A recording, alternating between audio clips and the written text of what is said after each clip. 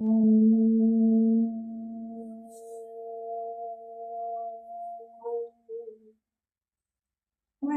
वंदारं शिवमानन्दरूपिणं पिण्डब्रह्माण्डरूपेण राजमानं सनातनम्. या श्लोकातून आपण प्रथम सद्गुरु स्वरूपामध्ये असणाऱ्या शंकरांच्या सुंदर अशा ध्यानमूर्तीला म्हणजे दक्षिणामूर्तींना वंदन करणार आहोत. त्यानंतर हे त्यांचं वर्णन करणारे, दक्षिणामूर्तींचं वर्णन करणारे जे आपले जगद्गुरु शंकराचार्य, त्यांच्यावरचा एक प्रार्थना श्लोकही आपण म्हणणार आहोत. श्रुती स्मृती पुराणानां आलयं करुणालयं नमामि भगवत्पादं शंकरं लोकशंकरम्. अशा त्या शंकराचार्यांना नमस्कार. आपण सगळेजण भाविक श्रोतेजन, आपणालाही सगळ्यांना वंदन. कारण आपण जे स्तोत्र रूपामधलं हे दक्षिणामूर्ती स्तोत्रासाठी चिंतन घेत आहोत ते तुम्ही तेवढ्याच उत्सुकतेनं भाविकतेनं ऐकता. त्याबद्दल तुमच्या जगदीश मूर्ती स्वरूपामधल्या असणाऱ्या तुमच्यासारख्या श्रोत्यांनाही माझं नमन. कारण तुमच्या मुळच हे स्तोत्र सांगण्याची स्फूर्ती मला मिळाली आणि मी हे आपणापुढं विवेचन करण्यासाठी, चिंतन करण्यासाठी सुरुवात केलेली आहे. आपण पहिल्या 3 श्लोकांचं ध्यान श्लोक आधी झालेले आहेत आपले. आता आपण स्तोत्राकडं म्हणजे अष्टकमकडं वळत आहोत. तर आपण त्यातले पहिले 3 श्लोक बघितलेले आहेत. 3 श्लोकामध्ये पहिल्यांदा त्यांनी विश्वाचा पसारा आपल्या वाक्यामध्ये घेतलेला आहे आचार्यांनी. दुसऱ्यामध्ये एक बीजापासून मोठे वृक्ष कसे अंकुरित होतात त्याबद्दलचं वर्णन आपल्याला त्यांनी सांगितलेलं आहे. आणि हे सगळं जे आहे हे मायासारखे मायारूप आहे हेही आपण बघितलं. त्यानंतर हे सगळं सांगण्यासाठी खरंच आहे हे सगळं स्फुरण पावत आहे कशासाठी, तर ही जी सृष्टीची सृजनशीलता आहे, म्हणजे पहिल्या श्लोकामध्ये जग म्हणजे काय याचा अनुभव घेण्याची जाणीव आपण बघितली. दुसऱ्या श्लोकामध्ये निर्मिती आणि निर्माता ईश्वर म्हणजे हा भगवंत, हा जगदीश याविषयी आपण माहिती घेतली. आता तिसऱ्या श्लोकामध्ये हे खरं आहे असं सांगण्याचा प्रयत्न आचार्य करतात. काय, तर तुम्ही सुद्धा देवापेक्षा वेगळे नाही आहात हे सांगण्याचा प्रयत्न तिसऱ्या श्लोकामध्ये केलेला आहे. कारण तुम्ही आणि म्हणजे वेदवचनांमधून शास्त्रांमधून जे काय सांगितले आहे ते सगळं तुम्हीच आहात, तुमच्यातनंच ते प्रगट होत आहे. हे यस्यैव स्फुरणं सदात्मकं म्हटलेलं आहे. तर ते जे आहे त्याचाही अभ्यास आपण केलेला आहे. आता त्याच्या पुढचा श्लोक आपण आज बघणार आहोत. त्या पुढच्या श्लोकामध्ये आपण आधी श्लोक वाचणार आहोत. नाना छिद्र घटोदर स्थित महादीप प्रभाभास्वरं ज्ञानं यस्य तु चक्षुराधिकरणद्वारा बहिस्पन्दते जानामीति तमेव भान्तमनुभा एतत्समस्तं जगत् तस्मै श्रीगुरुमूर्तये नमः श्रीदक्षिणामूर्तये तस्मै श्रीगुरुमूर्तये नमः श्रीदक्षिणामूर्तये. पुढच्या श्लोकामध्ये त्यांनी त्याच भगवंतात त्या जगदीशाचं रूप केवळ चेतना आहे असं स्वरूप ह्या श्लोकामध्ये सांगण्यात. एक वाक्यामध्ये जर ह्या श्लोकाचं सार सांगायचं म्हटलं तर केवळ आणि केवळ चेतना आधी चमकणारी शक्ती आहे ती, आणि ती म्हणजेच भगवंत आहे, जगदीश आहे आणि त्याला प्रेरणा देणारे दक्षिणामूर्ती आहे. हे एक वाक्यामध्ये या श्लोकाचा अर्थ आहे. आता आपण श्लोकामधल्या शब्दानुसार अर्थ बघणार आहोत. नाना छिद्र, नाना म्हणजे अनेक, खूप खूप छिद्र आहेत. कशाला छिद्र, घटोदर, घट म्हणजे भांड आणि घट उदर, उदर म्हणजे पोट, म्हणजे अनेक छिद्र असलेले, अनेक छेद असलेले असं एक भांड आहे. घट उदर आतील भागामध्ये पोट, उदर म्हणजे पोट, म्हणजे त्या भांड्याच्या आतील भागामध्ये अनेक छिद्र आहेत, अनेक छेद गेलेले आहेत. स्थित महा म्हणजे ठेवलेले आहेत. कशासाठी? महा, महा म्हणजे महान, मोठे ते ठेवलेले आहेत. महा, आता तिथं काय ठेवलेलं आहे? महा काय ठेवलेलं आहे? तर महान असा दीप ठेवलेला आहे. त्यात आपल्याकडे हल्ली बऱ्याच वेळेला तुळशी कुठे लावायला वगैरे असे जे दिवे मिळतात त्याला छोटे छोटे छिद्र असतात आणि मग मध्ये एक मोठं होल असतं आणि तिथं आपण दिवा ठेवू शकतो, असे मिळतात बाजारामध्ये सुद्धा. तर असं जे भांड आहे की ज्याच्यामध्ये महान दीप म्हणजे अर्थात त्याला चैतन्यमय प्रकाश म्हणूया आपण, तर तो ठेवला गेलेला आहे. प्रभा, प्रभा म्हणजे इथं पण प्रकाश आहे. भास्वर. आता काय होतंय? भास होतोय आपल्याला कशाचा? तो चमकण्याचा, म्हणजे त्या नाना छिद्रांमधनं, अनेक छिद्रांमधनं तो प्रकाश बाहेर येतोय आणि चमकतोय. मग आपल्याला दिसतं की अरे इथं काहीतरी चमकणारं ठेवलेलं आहे. म्हणजे तो महान असा, तेजस्वी असा चैतन्यमय प्रकाश आहे, तो दिव्याच्या रूपानं तिथं ठेवलेला आहे, असा हा पहिल्या श्लोकाचा अर्थ झालेला आहे. कारण भांड्याला छिद्र आहेत आणि आपोआपच त्या छिद्रांमधून तो जो प्रकाश आहे तो पुन्हा पुन्हा बाहेर येत असतो आणि मग आपल्याला ते जे पट आहे, जो भांड आहे, ते आपल्याला प्रकाशमान झालेलं दिसत असतं. आता हे पुढच्या खालच्या ओळीमध्ये काय म्हणतात बघा आचार्य, ज्ञानम यस्य तू. आता इथं ज्ञान, ज्ञान म्हणजे काय? ही जी चेतन आहे, यस्य तू, ही जे ज्ञान आहे हे काय आहे? तर ते चक्षु, यस्य तू चक्षु, यस्य तू चक्षु, की ज्याच्यासाठी, ज्ञानासाठी तू जे चक्षु म्हणजे जे डोळे इत्यादी, कर्ण म्हणजे इत्यादी, तर इत्यादींच्या द्वारा, म्हणजे डोळ्यांच्या द्वारा, डोळे आणि इतर तत्सम. आता आपल्याला डोळ्याला चांगलं दिसत नसेल तर आपण चष्मा लावतो, म्हणजे त्यासारख्या गोष्टी. फारच बारीक असेल तर आपण भिंगाचा वापर करतो, त्या गोष्टी. हे सगळं कशासाठी? तर ते आचार्य आपल्याला सांगताय की ज्ञानम यस्य तू, हे ज्ञान मिळवण्यासाठी. ज्ञान म्हणजे ही चेतना शक्ती. यस्य तू चक्षुराधिकरण द्वारा बहिस्पंदते, म्हणजे जणू काय त्या भांड्याला, त्या घटाला जे अनेक छिद्र आहेत, त्या अनेक छिद्राद्वारे त्या चेतनेचा प्रकाश, त्या चैतन्याचा प्रकाश बाहेर पडतो आहे आणि त्यातून ते काय होते? आपल्या डोळ्यांना तो प्रकाश दिसतो आणि त्या प्रकाश जो बाहेर पसरतो आहे त्या प्रकाशाद्वारे आपल्याला ज्ञान मिळतं, असं आचार्य सांगतात. आता ते कसं, ते पुढे बघा. जानामीति तमेव भांत मनुभा ते तत्समस्तं जगत. जानामीति म्हणजे तुम्हाला माहिती आहे का? हे काय? जानामीति, जानामीति, तुम्ही जाणा, हे माहिती करून घ्या. कशा? तमेव, अशा प्रकारे माहिती करून घ्या. इति की भांत मनुभा.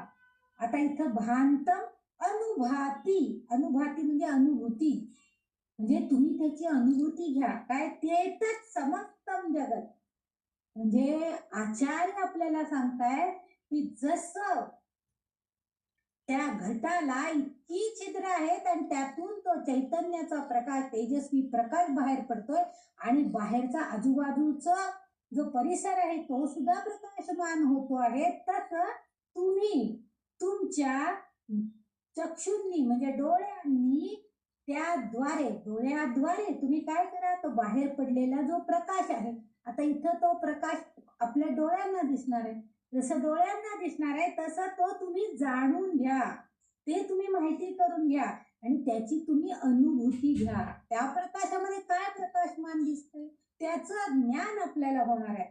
आता इथं आचार्यांची हा त्यांनी शब्दशः अर्थ आपल्याला हा असा कळतोय की त्या प्रकाशामुळं आपल्याला अनुभूती मिळते की ह्या संपूर्ण जगताची येतच समस्तम जगत, संपूर्ण जग कसं आहे? प्रकाशमान होते. म्हणजे जणू जर समजा आपण एखाद्या म्हणजे सृष्टी प्रकाशित करण्यासाठी जशी सूर्य येतो आहे, तसं एखादी खोली प्रकाशित करण्यासाठी आपण एखादा बल्ब लावतो, ट्यूब लावतो, तसं त्या घटातून बाहेर पडणारा, म्हणजे या सृष्टीचा मोठा घट आहे त्याच्यामधनं बाहेर पडणारा जो प्रकाश आहे, म्हणजे सूर्याचा, चंद्राचा, चांदण्यांचा, हा सगळं आपल्या डोळ्यांना दिसतो आणि त्या प्रकाशमान जगात सृष्टीमध्ये आपल्याला सगळं दिसतं. कशाने? आपल्या चक्षुनी, आपल्या डोळ्यांनी. हे आपल्याला माहिती आहे की जगातलं सर्व बघण्यासाठी आपल्याला आपल्या डोळ्यांचा उपयोग होतो. आता इथं समर्थांना एक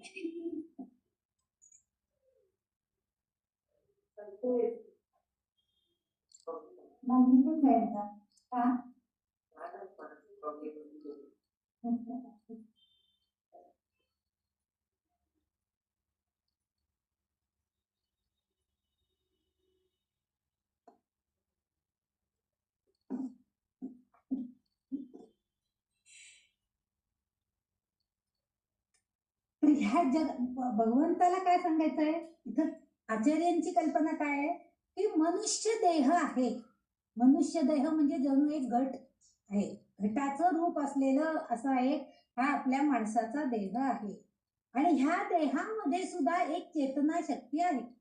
आणि हे आपल्याला आपण जो एक श्लोकी आत्मबोध शिकलो त्याच्यामध्ये तो प्रकाश किम असं विचारलेलं होतं आचार्यांनी त्या आपल्या शिष्याला आणि शिष्यानेच उत्तरलं अहम मीच आहे. तो प्रकाश म्हणजे मीच आहे असं सांगितलं होतं. मग तोच प्रकाश आपल्यामध्ये सुद्धा आहे. म्हणजे प्रत्येकाच्या मनुष्याच्या देहामध्ये ही चेतना शक्ती हा प्रकाश आहे.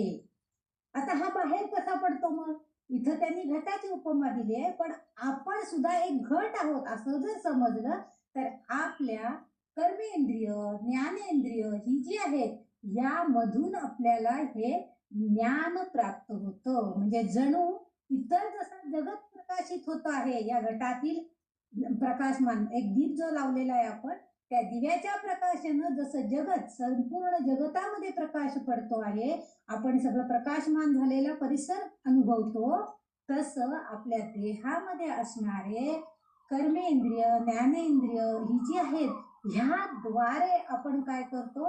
ह्या सगळ्या अनुभूती मिळवतो. म्हणजे तो चैतन्याची अनुभूती. आणि जेव्हा चैतन्य असेल तेव्हाच आपल्याला ज्ञान घ्यायला आपण सक्षम होऊ. म्हणजे ह्याद्वारे ह्या चेतनेद्वारे आपल्याला हे ज्ञान मिळणार असतं. आपण ते ज्ञानची अनुभूती घेतो.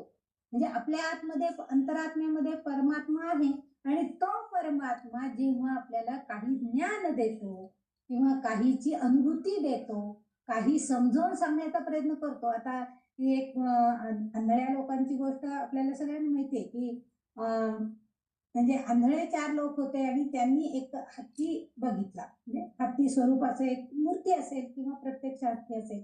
त्यांना त्यांच्या हाताला जो जो हत्तीचा भाग लागला त्यानुसार त्यांनी त्या हत्तीची कल्पना केली. हत्ती कसा आहे? कोणी सांगितलं शेपटीसारखा, म्हणजे लांब आहे, दोरीसारखा वाटतोय. कोणी जेव्हा त्याच्या पायाला हात लागला असेल त्या आंधळ्या मनुष्यांच्या, तेव्हा ते म्हटले की नाही खांबासारखा वाटतोय, जाड काहीतरी लाकडी बुंदा वगैरे असावा असा हत्ती आहे. नंतर ज्यांना सोंड हातामध्ये आली ते म्हणाले नाही काहीतरी वक्राकार काहीतरी आहे, म्हणजे असं ते वळण घेणार असं काहीतरी आहे. कान हाताला लागला तर तो म्हणाला नाही काहीतरी असं पसरट सूप वगैरे असतं किंवा पसरट असं काहीतरी ताटलीसारखं ताटासारखं किंवा सुपासारखं असं काहीतरी हा हत्ती आहे. म्हणजे प्रत्येकाच्या नजरेतून आता त्यावेळेस त्यांच्या अंतःचक्षुनी म्हणजे अतिल डोळ्यांनी त्यांनी ते बघितलं होतं आणि त्यांना तो हत्ती वेगवेगळ्या स्वरूपामध्ये बघायला मिळाला. आता हे ज्ञान त्यांना कोणी करून दिलं? तर त्यांच्या अंतःचक्षुनी म्हणजे आतमध्ये असणारी जी चेतना आहे त्यांना करून दिलेलं होतं. आता इथं आचार्य आपल्याला काय सांगतायत? अहो तुम्हाला चांगली कार्य करणारी क्रियाशील अशी कर्मेंद्रिय आहेत, ज्ञानेंद्रिय आहेत, मग त्यानुसार तुमची चेतना शक्ती त्याला कार्यान्वित करायला लावा आणि तुम्ही हे ज्ञान संपादन करून घ्या की परब्रह्म काय आहे, ब्रह्म काय आहे, हा परमात्मा काय आहे, आत्मा काय आहे याचा बोध तुम्ही करून घ्या आणि त्याचं ज्ञान तुम्ही मिळवण्याचा प्रयत्न करा. हा उपदेश आपल्याला ह्या श्लोकातून आचार्य करून देण्याचा प्रयत्न करतायत. कारण चेतने आता आपल्या श्लोकाकडे जर वळलं तर चेतनेचा प्रकाश हा भांड्याच्या पोटात ठेवलेल्या दिव्यासारखा आहे, पण भांड्याला मात्र अनेक छिद्र आहेत, मग त्यातून प्रकाश बाहेर पडतो. म्हणजे त्या वस्तूचा प्रकाश ज्या गोष्टीवर पडेल ते आपल्याला प्रकाशमान दिसणार आहे. मग तो प्रकाश एखाद्या पाणी प्यायच्या भांड्यावर पडेल, एखाद्या टीव्ही वरती प्रकाश पडला जाईल, मग टीव्ही मध्ये जे काय चाललेलं आहे ते आपल्याला सगळं बघायला मिळेल. किंवा आता आपण मोबाईल बघतोय तर तो प्रकाश मोबाईलवर पडेल, मग आपल्याला त्या मोबाईलमध्ये आपण जे काय बोलतोय त्या क्रिया सगळ्या आपल्याला बघायला मिळतात. म्हणजे जेव्हा तो प्रकाश त्या वस्तू मार्गावरच्या ज्या वस्तू आहेत त्यावर पडणार आहे तेव्हा त्या वस्तूला प्रकाशित करत असतो. म्हणजे चेतनेचाच हा प्रकाश आहे. ही चेतना त्या वस्तूला प्रकाशित करते आणि आपल्याला कळतं की हे एक भांड आहे, हा एक टीव्ही आहे, किंवा हा एक मोबाईल आहे, किंवा हा एक टेबल आहे, हा रस्ता आहे. हे सगळं आपल्याला कशामुळे कळतं? आपल्या आतमध्ये असणारा जो चेतनेचा प्रकाश आहे त्याद्वारे आपल्याला कळत असतं. हे आपल्या देहाला कळालेल्या गोष्टी आहेत. म्हणजे ह्याचं ज्ञान आपल्याला ही चेतना शक्ती देत असते. आणि त्या प्रत्येक गोष्टीला तो जो प्रकाश आहे चेतनेचा म्हणजे तो महादीप म्हणजे आपल्या अंतःकरणामध्ये असणारा, आपल्या मनामध्ये असणारा, तो त्या पाठीमागं प्रत्येक जण मग त्या पाठीमागं विचार करतो. आता कोणी म्हणेल की काय फालतू भांड दिसतंय, द्या ढकलून बाजूला. दुसरा एखादा काय म्हणेल, अरे नाही भांड चांगलं पाणी प्यायचं भांड दिसतंय, असं दे उचलून ठेवूया बाजूला. म्हणजे त्या प्रकाशानुसार त्याला त्या वस्तूच्या वरती प्रकाश पडला की त्याच्या मागे विचार येतात. आणि ही विचारांची प्रक्रिया काय करते म्हणजे आपली चेतना स्वरूप हे आपल्या ज्ञानेंद्रियांना, कर्मेंद्रियांना अशा सगळ्यांना कार्यान्वित करतं. आणि मग आपल्याला सर्व ज्ञानेंद्रियांमधून तो प्रकाश प्रवाहित होतो. म्हणजे काय होतं तर आपली चेतना शक्ती जागृत होते आणि आपल्याला कळतं की अरे इथं हे काहीतरी स्तोत्र लिहिलेलं आहे, म्हणजे आता आपण डोळ्यांनी वाचायला पाहिजे. मग आपल्या मुखाने आपण ते बोलायला पाहिजे. म्हणजे आपल्याला म्हणजे त्या इंद्रियांना ते कार्यान्वित करायचं कार्य करत असतं. हे जे आहे म्हणजे ही सर्व चेतना शक्ती आपल्याला ते आकलन करून देते, सांगते की अरे हे असं आहे. म्हणजे ही जी गोष्ट घडते ते कसं आहे की जसं एखादा सद्गुरू किंवा एखादा गुरु एखाद्या शिष्याला ज्ञान देण्यासाठी तो एखादा मार्ग अवलंबत असतो, स्तोत्र शिकवत असतो, पाठांतर करून घेत असतो, त्याला एखादे ग्रंथ वाचन करायला सांगत असतो. तसं आपल्या आतमध्ये असणारी ही चेतना शक्ती आहे हे जणू काही आपल्याला त्या गुरूंशी नातं जोडायला शिकवते. म्हणजे आतमध्ये सद्गुरू आहेत आपल्या अशी कल्पना केली तर आपल्याशीच नातं जोडते ते. म्हणजे त्याद्वारे आपल्याला आकलन होतं. म्हणजे सर्वोच्च गुरु जे आहेत म्हणजे आद्य गुरु म्हणूया आपण, म्हणजेच हे दक्षिणामूर्ती, म्हणजेच ती चेतना शक्ती, त्या चेतना शक्तीच्या रूपात असलेल्या विश्वाला प्रकाश देणारे, प्रकाशित करणारे असे जे दक्षिणामूर्ती आहेत ते आपल्याला संपूर्ण ज्ञानाचं आकलन करून देतात. आपल्या आकलन प्रवाहित करण्याचे, आपली ज्ञानेंद्रिय प्रज्वलित करण्याचं किंवा ज्ञानेंद्रियांना चेतना देण्याचं काम हे करत असतात. अशी कल्पना आचार्यांनी केलेल्या आहे. एक घटाची उपमा आपल्याला फक्त सांगितली आहे. आपला देह म्हणजे घट आहे, त्याच्यामध्ये अनेक इंद्रिय आहेत आणि त्याद्वारे म्हणजे मन, बुद्धी हे जे आहेत ते, शिवाय आपली कर्मेंद्रिय, ज्ञानेंद्रिय या सगळ्याद्वारे आपल्याला, त्यामुळे आपल्याला लगेच कळतं अरे रे हे गरम, मग ही आपल्याला लगेच गरम आहे म्हणजे ह्याची जाणीव आपल्याला होती. आपला स्पर्श झाला मग स्पर्शेंद्रियानं आपल्याला त्याची जाणीव होती. थंड असलं तर थंडतेची जाणीव होती. ही सगळी आकलन शक्ती जी आहे, हे ज्ञान आहे, हे आपल्याला गुरु स्वरूपामध्ये असलेले दक्षिणामूर्ती ही चेतनेच्या स्वरूपामध्ये आपल्या शरीरात आहेत ते आपल्याला करून देतात. आणि म्हणून इथं त्यांनी म्हटले जाणनीती, तुम्ही हे जाणून करून घ्या, ही माहिती करून घ्या. तमेव शांत मनोभाव म्हणजे याची अनुभूती घ्या. येत समस्तम जगत, हे सर्व जगत जे आहे ते चेतना, ही चेतना संपूर्ण जगामध्ये असणारी जी चेतना शक्ती म्हणजेच ते एकमेव गुरुतत्व आहे. सर्वोच्च गुरुतत्व जे आहे तेच आहे आणि त्याद्वारे आपल्याला ज्ञान प्राप्त करून घ्यायचं आहे. म्हणूनच या 4थ्या श्लोकाला मी सुरुवातीला सांगितलं होतं त्याच्यामधनं आचार्यांना केवळ चेतना शक्तीच चमकणारी आहे की ज्यातून आपल्याला ज्ञानाचा प्रकाश आपल्या अंतःकरणामध्ये, आपल्या मनाला, आपल्या बुद्धीला मिळतो आणि आपण त्याचं आकलन करतो. हेच आचार्यांना याच्यातून सांगायचा प्रयत्न त्यांनी केलेला आहे आणि आपल्याला उपदेश केलेला आहे की तुमचं देह म्हणजे जणू काही तो घट आहे आणि तुमची कर्मेंद्रिय, ज्ञानेंद्रिय ह्याच्यातनं आपल्याला ज्ञान करून घ्यायचंय. आपण आपली व्होकल इंद्रिय वापरली तरच आपल्याला स्तोत्राचं म्हणणं होणार आहे, म्हणजे म्हणायला येणार आहे. डोळ्यांचा उपयोग केला तर आपल्याला वाचायला येणार आहे. आपण बुद्धीचा उपयोग करून त्यातलं ज्ञान करून घेतलं तरच आपल्याला ते आकलन शक्ती आपली वाढणार आहे, ज्ञान मिळणार आहे की त्याच्यात काय उपदेश केलेला आहे. आणि हे सगळं सर्वोच्च असणारे आपण गुरूंशी जोडले गेलेलो आहोत की जिथं आपण ह्या दक्षिणामूर्ती रूपामध्ये असणारे हे सर्वोच्च गुरु आपल्या अंतर्मयी सुद्धा आहेत, अंतर्मनामध्ये आहेत आणि तेच आपल्याला हा उपदेश करतायत.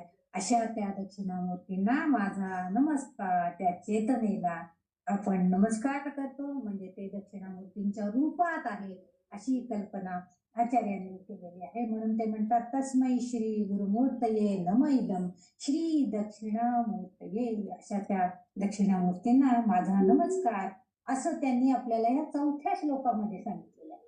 आता 4थ्या श्लोकात आणखीन एक म्हणजे अनेक, म्हणजे थोडक्यात आता फक्त शब्दशः अर्थ आहे.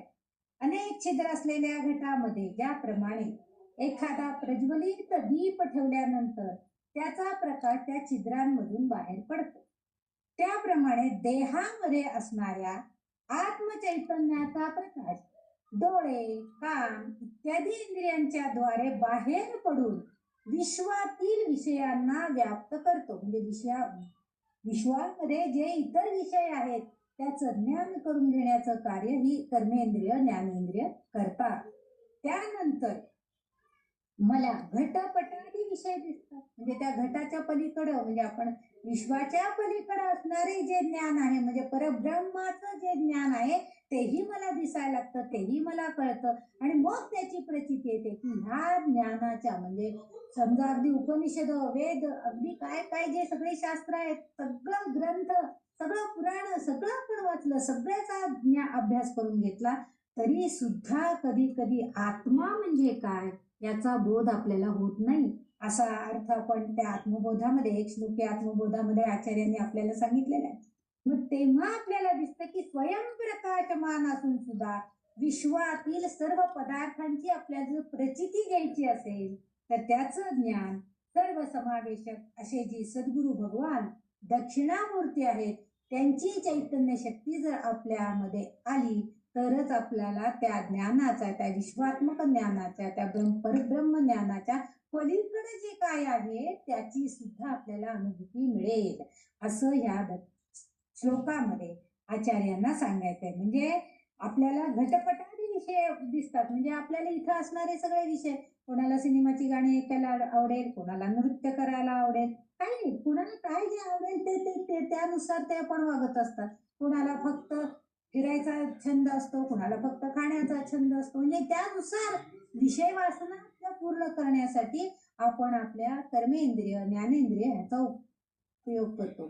पण त्याही पलीकडं आपल्याला जर ज्ञान मिळवायचे, प्रचिती त्याची जर घ्यायची असेल तर आपल्याला हा पदार्थ गोड आहे का ह्याची प्रचिती घ्यायची असेल तर आपल्याला खाऊन बघावंच लागतं.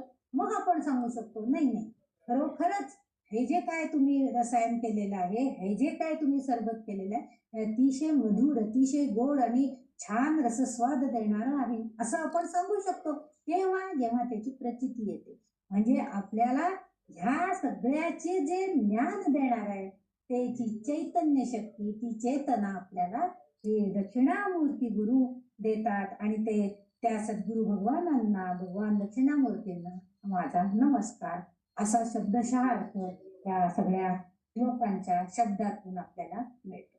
असा इथं आपण 4था श्लोक संपवलेला आहे. आता पुढचा जो आपल्याला श्लोक बघायचा आहे,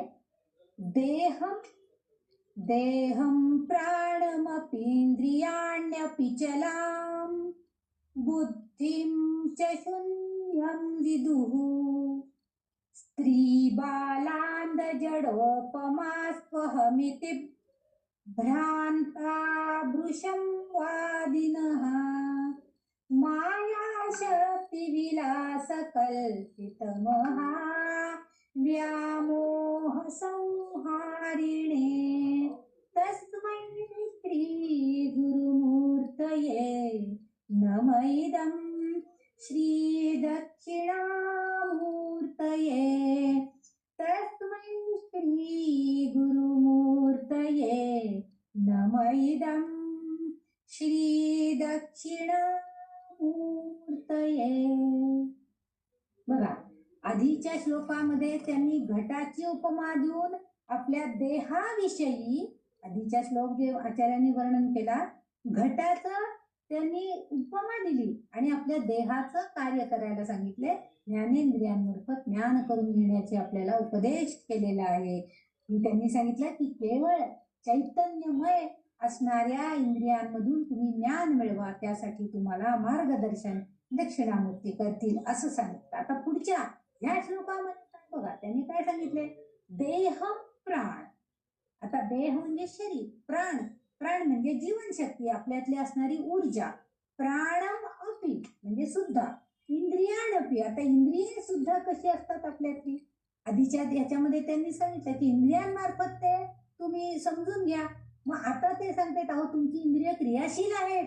आपण एखादा अवयवाचा जर आपण काहीच वापरच केला नाही तर ते इंद्रिय म्हणजे खूप दिवस आपण कुणाशी काहीच बोललो नाही, काहीच बोलायचं नाही, म्हणून तर त्यानंतर आपल्याला बोलायला अडखळायला होतं, पटकन आपले शब्दोच्चारण होत नाही. म्हणजे बघा, आपलं जे वाचेचं इंद्रिय आहे ते आपण कार्यान्वित आणत नाहीये, आपण वापरत नाहीये. आपली बुद्धी, आपला मेंदू याचा सुद्धा संपूर्ण भाग आपण वापरातच आणत नाहीये. आपला फक्त खूप कमी भाग आपण उपयोगात आणतो आणि ज्याच्या मार्फत आपलं जीवन जगत असतो असं आपल्याला नेहमीच सांगितलं जातं. म्हणून इथं म्हणतायत की इंद्रियाणपि चला, म्हणजे इंद्रिय जे असतात ते इंद्रिय सुद्धा क्रियाशील असतात. तो तुमच्यातली तुमचा देह, तुमचे प्राण, तुमची जीवनशक्तीची ऊर्जा जी आहे ती, आणि तुमच्या इंद्रिय सुद्धा, इंद्रियाणपि चलाम, इंद्रिय सुद्धा क्रियाशील आहेत तुमची. पुढे काय सांगताय, चलाम बुद्धीचे शून्यम विदु. आणि तुमची बुद्धी आणि तुमचं मन हे सगळं कसं आहे, शून्यम विदु. कारण तुम्ही स्वतः इतके क्रियाशील आहात, तुमची बुद्धी क्रियाशील आहे, बाकी सगळं. आता विदु म्हणजे काय, विदु इथं विद्वान असा अर्थ आहे. विदु म्हणजे इथं विद्वान लोक अशा अर्थाने आलेले आहेत. की विद्वान लोक कसे असतात, ते मात्र जागरूक असतात. त्यामुळं त्यांना बुद्धीचं आणि मनाचं अस्तित्व नेहमी जाणवत असतं. पण सामान्य माणसाला कशाला काय डोक्याला ताप. बरेच जण असं म्हणत असतात, आता आपण जेव्हा मोबाईल आला अँड्रॉइड वगैरेचा, तर त्यावेळेस सुरुवातीला आपण वापरत होतो, बाकीचं कशाला डोक्याला त्रास करून घ्यायचा, बस फोन आला कोणाचा की घ्यायचा, आले त्याच्यावरती जी नावं असतात त्यांना फोन करायचा, चालेल, एवढ्यासाठी आपण मोबाईल वापरत होतो. परंतु कोरोनाने जेव्हा आपल्याला जागरूक केलं की नाही, तुम्हाला जर जगाशी संपर्क ठेवायचा असेल तर तुम्हाला आता ह्या गोष्टीची गरज आहे. आणि मग आपण हे ऑनलाईन हे ते सगळं शिकलो. मग त्यासाठी शिकायला लागला आपल्याला की अँड्रॉइड कसा वापरायचा, आपण ऑनलाईन कसं जॉईन व्हायचं, हे सगळं आपल्याला हळूहळू ज्ञान मिळत गेलेलं आहे. जे विद्वान होते, जे याच्याही आधी कित्येक दिवस इतर राष्ट्रांमधनं अँड्रॉइड फोन वापरले जात होते, आपल्याकडे फार उशिरा आलेले आहे. म्हणजे आपल्याला आणि आपल्यासारख्या लोकांना तरी, म्हणजे आपल्यासारख्या आता ज्येष्ठ लोकांना तरी ह्याचा वापर करायला खूप उशिरा मिळालेला आहे. मुलांना बघा, आता कोरोनाच्या काळामध्ये अगदी 2-4 वर्षाची मुलं असली, त्यांच्या शाळांची सुद्धा ऑनलाईन, म्हणजे त्यांच्याशी संपर्क साधला जायचा. म्हणजे त्यांना ते त्यांच्यासाठी ते जाणून घेणं, त्यांच्या बुद्धीला त्याचं आकलन, त्यांच्या मनाने त्या अँड्रॉइडचा वापर करणं हे अतिशय चांगल्या प्रकारे करून घेतलेलं आहे. त्या मुलांना लगेच कळतं, अरे एखादा, आपल्याला सुद्धा असं होतं बऱ्याच वेळेला, कधी काही चालूच होत नाही, आपण काय झालं रे बघ याला, काही चालूच होत नाहीये. मग तो सांगतो, आजी तू काहीतरी हे बंद करून ठेवलं तर मग तुला कसं दिसेल ते पिक्चर, काहीच दिसणार नाही, आवाज येणारच नाही त्याच्यात, तू म्यूट करून ठेवले. हे जे आहे ह्याच्यासाठी ते म्हणतात की जे विद्वान असतात त्यांना माहित असतं की आपण क्रियाशील राहायला पाहिजे. मग ते सगळं जाणून घेतात, ते ज्ञान जाणून घेतात, हे कसं वापरायचं, हे कसं करायचं, हे व्हिडिओ कसा तयार करायचा, युट्यूबला ते कसं घालायचं, हे माहिती करून घेतल्यावर आपण ते करू शकतो. अन्यथा आपण हे काहीच आता आपण काही संध्याताई युट्यूबला टाकतात, आपण काही विचार तरी करतो का कसं टाकायचं आणि काय करायचंय, काय जाऊ दे. संध्याताई करतात ना, व्हिडिओ रेकॉर्डिंग करतात, युट्यूबला टाकतात, आपण ऐकायचं काम करायचं. म्हणून ते काय म्हणतात, अहो तुमची इंद्रिय क्रियाशील आहेत, तुम्ही पण ते सगळं करू शकता. तुमच्या शरीरामध्ये जी जीवनशक्ती आहे, जी ऊर्जा आहे, ती सुद्धा सदैव क्रियाशील आहे, ती इंद्रिय क्रियाशील आहे. तुमची बुद्धी, तुमचं मन हे सगळं क्रियाशील आहे. आणि हे फक्त विद्वान लोक जाणतायत, म्हणजे ज्ञानी लोक. विद्वान म्हणजे ज्यांचं ज्ञानाची प्रगल्भता जास्त आहे, असं त्याला आपण विद्वान म्हणतो, ते जाणतायत. त्याशिवाय पुढे ते आणखीन म्हणतात स्त्री बालान, म्हणजे आपल्याकडं पूर्वी कालच आपली चर्चा पण झाली की पूर्वी स्त्रियांना काही करायला मोकळीकच नव्हती, सगळ्यासाठी बंधन, हे तुम्ही करायचं नाही, ते तुम्ही करायचं नाही. स्त्रियांनी बाहेरच्या ह्याच्यामध्ये सुद्धा दालनामध्ये यायचं नाही, म्हणजे मधलं जे माझघर आहे तिथपर्यंतच तुम्ही थांबायचं. मग पुरुषांनी सांगितलं अमुक एक करून आणा तरच आपण जायचं बाहेर, ही आपल्याला बंधनं होती. म्हणून आचार्य इथं काय सांगते, स्त्री बालांद, लहान मुलांना तसंच अडचण, ती लहान मुलं बाहेर जाऊन काहीतरी खोडकरपणा करणार, कोणी बाहेर आलेले पाहुणे असतील तर त्यांना त्रास देतील, म्हणून त्यांनाही हे सगळे बंधन होते. म्हणून स्त्री बालांद जडोपमा, म्हणजे स्त्रियांच्या विषयी, बालकांच्या विषयी हे सगळं काय होतं, निरस. त्यांच्यासाठी हे सगळं निरस आहे, अविवेक आहे, ते करतायत ते. म्हणजे त्या स्त्रियांनी, त्या बालकांनी जर एखादी गोष्ट केली तर तो त्यांचा अविवेक आहे असं म्हटलं जायचं. स्वमिती भ्रांता दृश्यम वादिनः, म्हणजे काही आता आपल्याच घरामध्ये आपण जर बघितलं तर आपले जे आजी आजोबा किंवा मोठ्या आत्या वगैरे, पूर्वीच्या काळी घर म्हणजे एकत्र कुटुंब पद्धती असायची आणि वडीलधारी माणसं घरात असायची. ती वडीलधारी माणसं जी असायची ते मग काय करायचे की त्यांचं एक मत ठरलेलं असायचं, त्या मतावरती ते घट्ट असायचे की ह्या सुनेनं हेच फक्त काम करायचं, दुसरं काही करायचं नाही, किंवा त्या सुनेनं ते करायचं नाही. आता थोडस आवडती नावडती वगैरे असं जसं असतं ना, तसं ते असायचं. म्हणजे त्या स्त्रीविषयी, त्या लहान मुलांविषयी त्यांच्या मनामध्ये काहीतरी मत ठाम असायचं. मत ठाम आहे म्हटल्यावरती ते आपल्या मतानुसार बडबडायचे, सांगायचे हे असं नाही करायचं, त्या अमक्या सुनेनं 2 नंबरच्या सुनेनं हे काम करायचंय तर तिनेच ते करायचं, दुसऱ्या सुनेनं ते काम करायला जायचं नाही, तिला ते येणार नाही, अशी समजूत असायची. कारण मोकळत नव्हते, त्यामुळे त्यांनी जर ते करायचा प्रयत्न केला तर तिचा कुठेतरी अविवेकी वृत्ती तिची दिसायला लागेल. कोणीतरी बंड करून समजा ती सून म्हटली, काय रोज रोज रोज रोज काय मलाच नुसतं आपलं पळायला लाटायला लावताय, नाही मी आज भाजी करणार, असं जर म्हटली तर ते तिचं बंड करून उठणं म्हटलं जात होतं. म्हणजे इथं त्यांनी आचार्य बघा ना, कुटुंबाच्या सुद्धा या गोष्टींचं सुद्धा आचार्यांना ज्ञान होतं. म्हणून ते काय म्हणतात, स्त्री बालांद जडोपमा स्वहमिती भ्रांता वृषम वादिनः, आणि हे निरर्थक होतं. वृषम म्हणजे काय तर निरर्थक आहे हे सगळं. काय तर वादिनः म्हणजे असं मत बडबडणारे जे लोक आहेत, स्त्रियांविषयी किंवा बालकांविषयी जर उपमा देण्यासारखं काही नसेल, उपमा जड, उपमा जड म्हणजे निरस, अविवेकी उपमा देऊन मोकळे व्हायचे ते.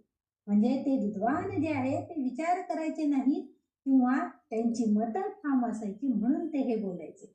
आता हे केवळ काय व्हायचं तर पुढच्या वेळेला आचार्य आपल्याला सांगतात, माया शक्ती विलास कल्पित महा व्यामोह संवारिणे. आता बघा पुढं मात्र आचार्य पर्यंत 2 ओळीमध्ये त्यांनी आपल्या देहाविषयीच सांगून टाकलं, आणखीन आपल्या आजूबाजूच्या लोक म्हणजे जगतामध्ये असणारे स्त्री बाल पुरुष किंवा विद्वान या सगळ्यांविषयी सांगून टाकलं. हे सगळं झालं. आता पुढे ते काय म्हणतात, माया शक्ती. आता ही माया जी, आता त्यांनी इथं स्त्री आणि बाल हे जे लोक दिलेले आहेत, म्हणजे यांची जी उपमा आचार्यांनी दिलेली आहे ती आणखीन एका कारणासाठी वापरली आहे. स्त्री म्हणजे काय, अज्ञानी, तिला काय माहित नसतं, आणि बालांध म्हणजे जे अजून समर्थ नाही, त्यांचं सामर्थ्य अजून कमी आहे. बाल लोक जे आहेत किंवा अंध लोक जे आहेत त्यांच्याकडे तेवढं सामर्थ्य नसतं कुठल्याही गोष्टीला विरोध करण्याचं किंवा कुठल्याही गोष्टीचं कार्य करण्याचं छोट्या लहान मुलामध्ये तेवढी ताकद असणार आहे का? नसणार. त्यामुळं त्यांचं सामर्थ्य तिथं कमी होतं. म्हणून काय होत होतं की ते काय करतात, अविवेकी असणारे हे लोक काय करत होते, भ्रांता निरर्थक बडबड करून त्यांना पाठीमागं ठेवत होते, त्यांना अविवेकी समजत होते हे विद्वान लोक. पहिल्यांदी शरीर आपलं इंद्रिय खरं तर कार्यशील आहे, करायला पाहिजे, पण तसं होत नव्हतं. फक्त जे विद्वान आहेत तेच फक्त आपली बुद्धी चांगल्या प्रकारे वापरून आपलं ज्ञान मिळवण्याचा प्रयत्न करत होते. परंतु तिथं मात्र बाल, अंध, स्त्री यांना मात्र हे सगळेजण काय आहेत तर ते अज्ञानी आहेत असं अर्थ इथं आचार्यांना थोडासा अभिप्रेत करायचा आहे.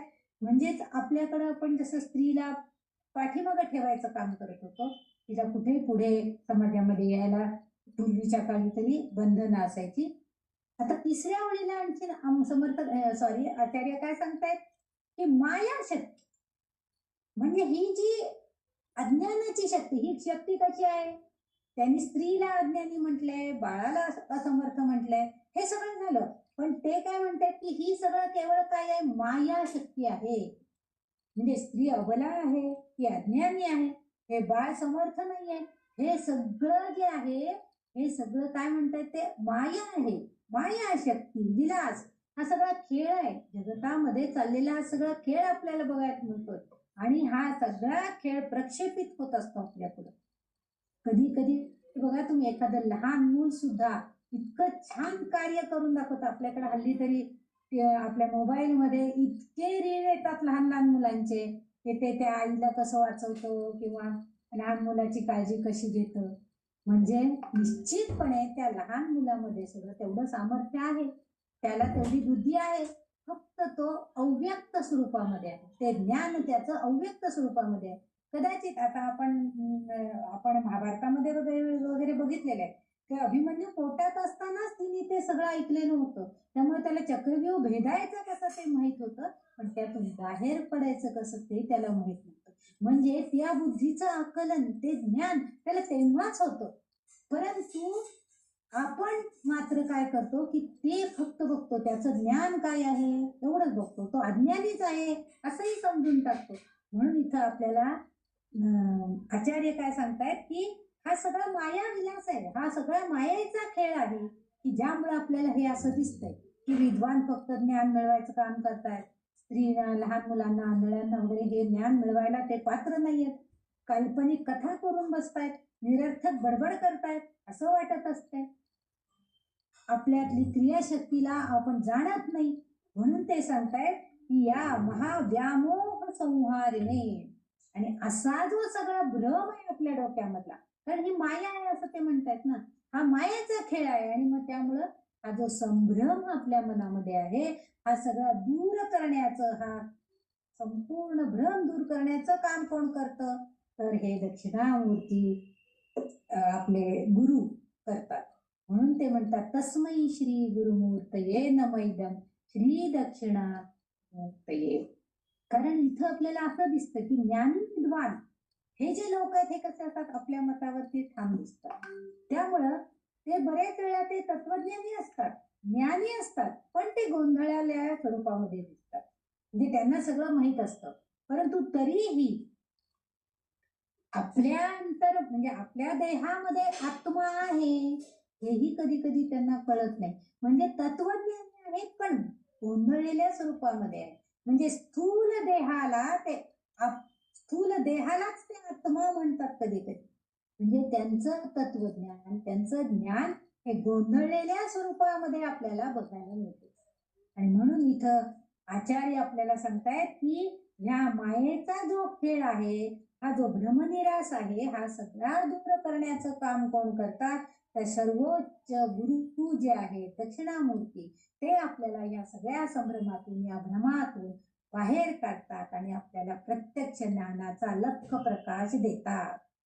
आधीच्या श्लोकामध्ये त्यांनी घटाचं उदाहरण दिले आणि इथं प्रत्यक्ष देहाचंच उदाहरण दिले. तेव्हा तुमचा देहच इतका छान आहे, आतमध्ये चेतना शक्ती आहे, आत्मा आहे, प्रकाश आहे, सगळं आहे, पण तुम्हाला त्याचं ज्ञान नाहीये. कारण का तुम्ही अज्ञानी आहात आणि मायेचा सबंध पडदा तुमच्या डोळ्यावरती बसतो. असलेला आहे. त्यामुळे तुम्ही काय करताय की ही माझी बायको, हा माझा मुलगा, हा माझा नातेवाईक, ह्या सगळ्यांना माझं माझं माझं म्हणत बसताय. किंवा माझा हा देह आहे, माझी ही इंद्रिय आहेत नुसतंच म्हणतात, पण ती इंद्रिय कार्यशील आहेत तेही तुम्ही जाणत नाही. हे जे सगळं आहे हा मायेचा पसारा किंवा मायेचा भ्रम दूर करण्यात माया शक्ती विलास, हा शक्ती विलास आहे हा मायेचा हा सगळा खेळ जो दाखवते ही माया दाखवती आहे. आणि त्याचा कल्पित व्यामोह असं निरर्थक असणारा जो भ्रम आहे हा सगळा संवारण करण्याचं काम, दूर करण्याचं, संवारण व्यामोह म्हणजे भ्रम आणि संहारण म्हणजे नाश करण्याचं काम हे दक्षिणामूर्ती आपल्या ज्ञानातून आपल्या चेतनेतून करण्याचा प्रयत्न करत असतात. आणि मग आपोआपच आपल्यासारखे साधक आपोआपच ज्ञानी होते. म्हणजे शरीर हे नश्वर आहे, म्हणजे वास्तविकता शरीराची जी आहे ती त्यांनी इथं आपल्याला उलगडून दाखवली आचार्यांनी. ही इंद्रिय तुमच्याकडे आहेत, सगळं तुम्ही करू शकता, पण तुम्ही त्याचा उपयोग करत नाही. आणि आत्मा मात्र अमर आहे. म्हणजे शरीर नश्वर आहे आणि आत्मा अमर आहे. म्हणजे शरीराची वास्तविकता त्यांनी आपल्याला ह्या श्लोकातून दाखवण्याचा प्रयत्न केलेला आहे. आणि आत्मा अमर आहे हे तुम्हाला कळत नाहीये, कारण तुम्ही ह्या सगळ्या आपल्या म्हणजे सगळे सोयरे किंवा इतर दृश्य गोष्टी ह्या सगळ्यामध्ये तुम्ही मायेच्या जंजाळात अडकून गेलेला, मायेच्या खेळामध्ये तुम्ही अडकलेला, निरर्थक या गोष्टींमध्ये तुम्ही भ्रम करून घेतलेला आहात. त्याचा काही उपयोग नाही. तर तुम्ही त्याही पुढे जाऊन तो भ्रम दूर सारून आत्म्याला जाण्याचा प्रयत्न करायचा आहे. आणि म्हणून शरीर नश्वर आहे आणि आत्मा अमर आहे हे सांगण्याचा प्रयत्न आचार्यांनी ह्या श्लोकातून आपल्याला केलेला आहे. कारण म्हणून पहिल्या श्लोकाला ते असं सांगतायत की विद्वान लोक म्हणतात आम्ही ज्ञानी आहोत, आम्हाला अगदी शून्य म्हणजे काय ते सुद्धा कळलेलं आहे, आम्ही भरपूर ज्ञान संपादन केलेलं आहे, परंतु तरी सुद्धा काही वेळेला त्या शून्यालाच ते आत्मा म्हणजे आपल्या या देहालाच आत्मा समजून बसता आहे. आणि खरा आत्मा काय आहे हे यांना अजूनही कळलेलं नाहीये. अहम म्हणजे मी या शब्दाने सतत सतत मी मी मी हे जे आहे नेहमीची भ्रांती जी आहे ती सगळी त्यांना त्या मायेच्या जंजाळात अडकवते. आणि खरा आत्मा काय आहे, तो परमात्मा आहे ह्याची जाणीव त्यांना होत नाही. हेच आचार्य ह्या श्लोकामध्ये आपल्याला सांगतात. चेतना शक्ती देणारा हा जो हे दक्षिणामूर्ती सद्गुरू आहेत किंवा ते जे सर्वोच्च गुरु आहेत ते आपल्याला हे ज्ञान करून देत आहे.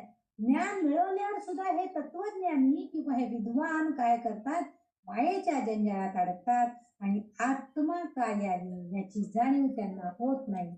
आणि ती करून देण्याचा प्रयत्न त्याचं मार्गदर्शन कोण करतं, तर हे दक्षिणामूर्ती असं ह्या श्लोकामध्ये आचार्यांना सांगतात. आणि म्हणून शेवटी ते म्हणतात तस्मै श्री गुरुमूर्तये नमः इदं श्री दक्षिणामूर्तये.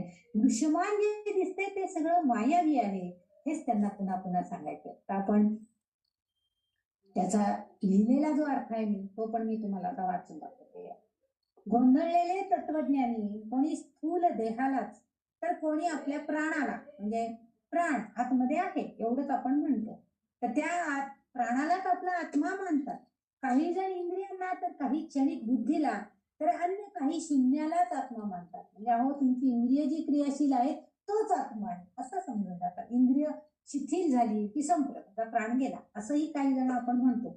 पण अहम म्हणजे मी या शब्दाने सतत सतत प्रचितीला येणाऱ्या आत्मस्वरूपाच्या ज्ञानाविषयी सर्वच जीवांची स्थिती कशी आहे, तर स्त्री, लहान मूल किंवा अंध किंवा अविवेकी पुरुषासारखी भ्रांत झालेली आहे. म्हणजे भ्रमिष्ट झालेली आहे, भ्रम त्यांना निर्माण झालेला आहे. आणि या भ्रमामुळे ते काही निरर्थक बडबडत असतात. म्हणजे काही विद्वान बघा, माझ्या मते काही विद्वान जेव्हा भाषण करतात किंवा तर्क वितर्क जेव्हा चाललेले असतात तेव्हा ते असं माझ्या मतानुसार हे असं आहे असं अगदी जोर जोरात हसून सांगण्याचा प्रयत्न करत असतात.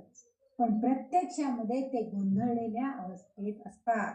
आणि त्यावेळेस ह्या मायाशक्तीने कल्पना झालेला हा जो महान भ्रम आहे, हा भ्रम नाहीसा करण्याचं काम जर कोण करत असेल तर हे श्री दक्षिणामूर्ती जे आहेत ते करतात. आणि हे गुरुमूर्ती भगवान आपल्याला त्या पलीकडचं आत्मस्वरूपाचं ज्ञान करून देण्याचा प्रयत्न करतात.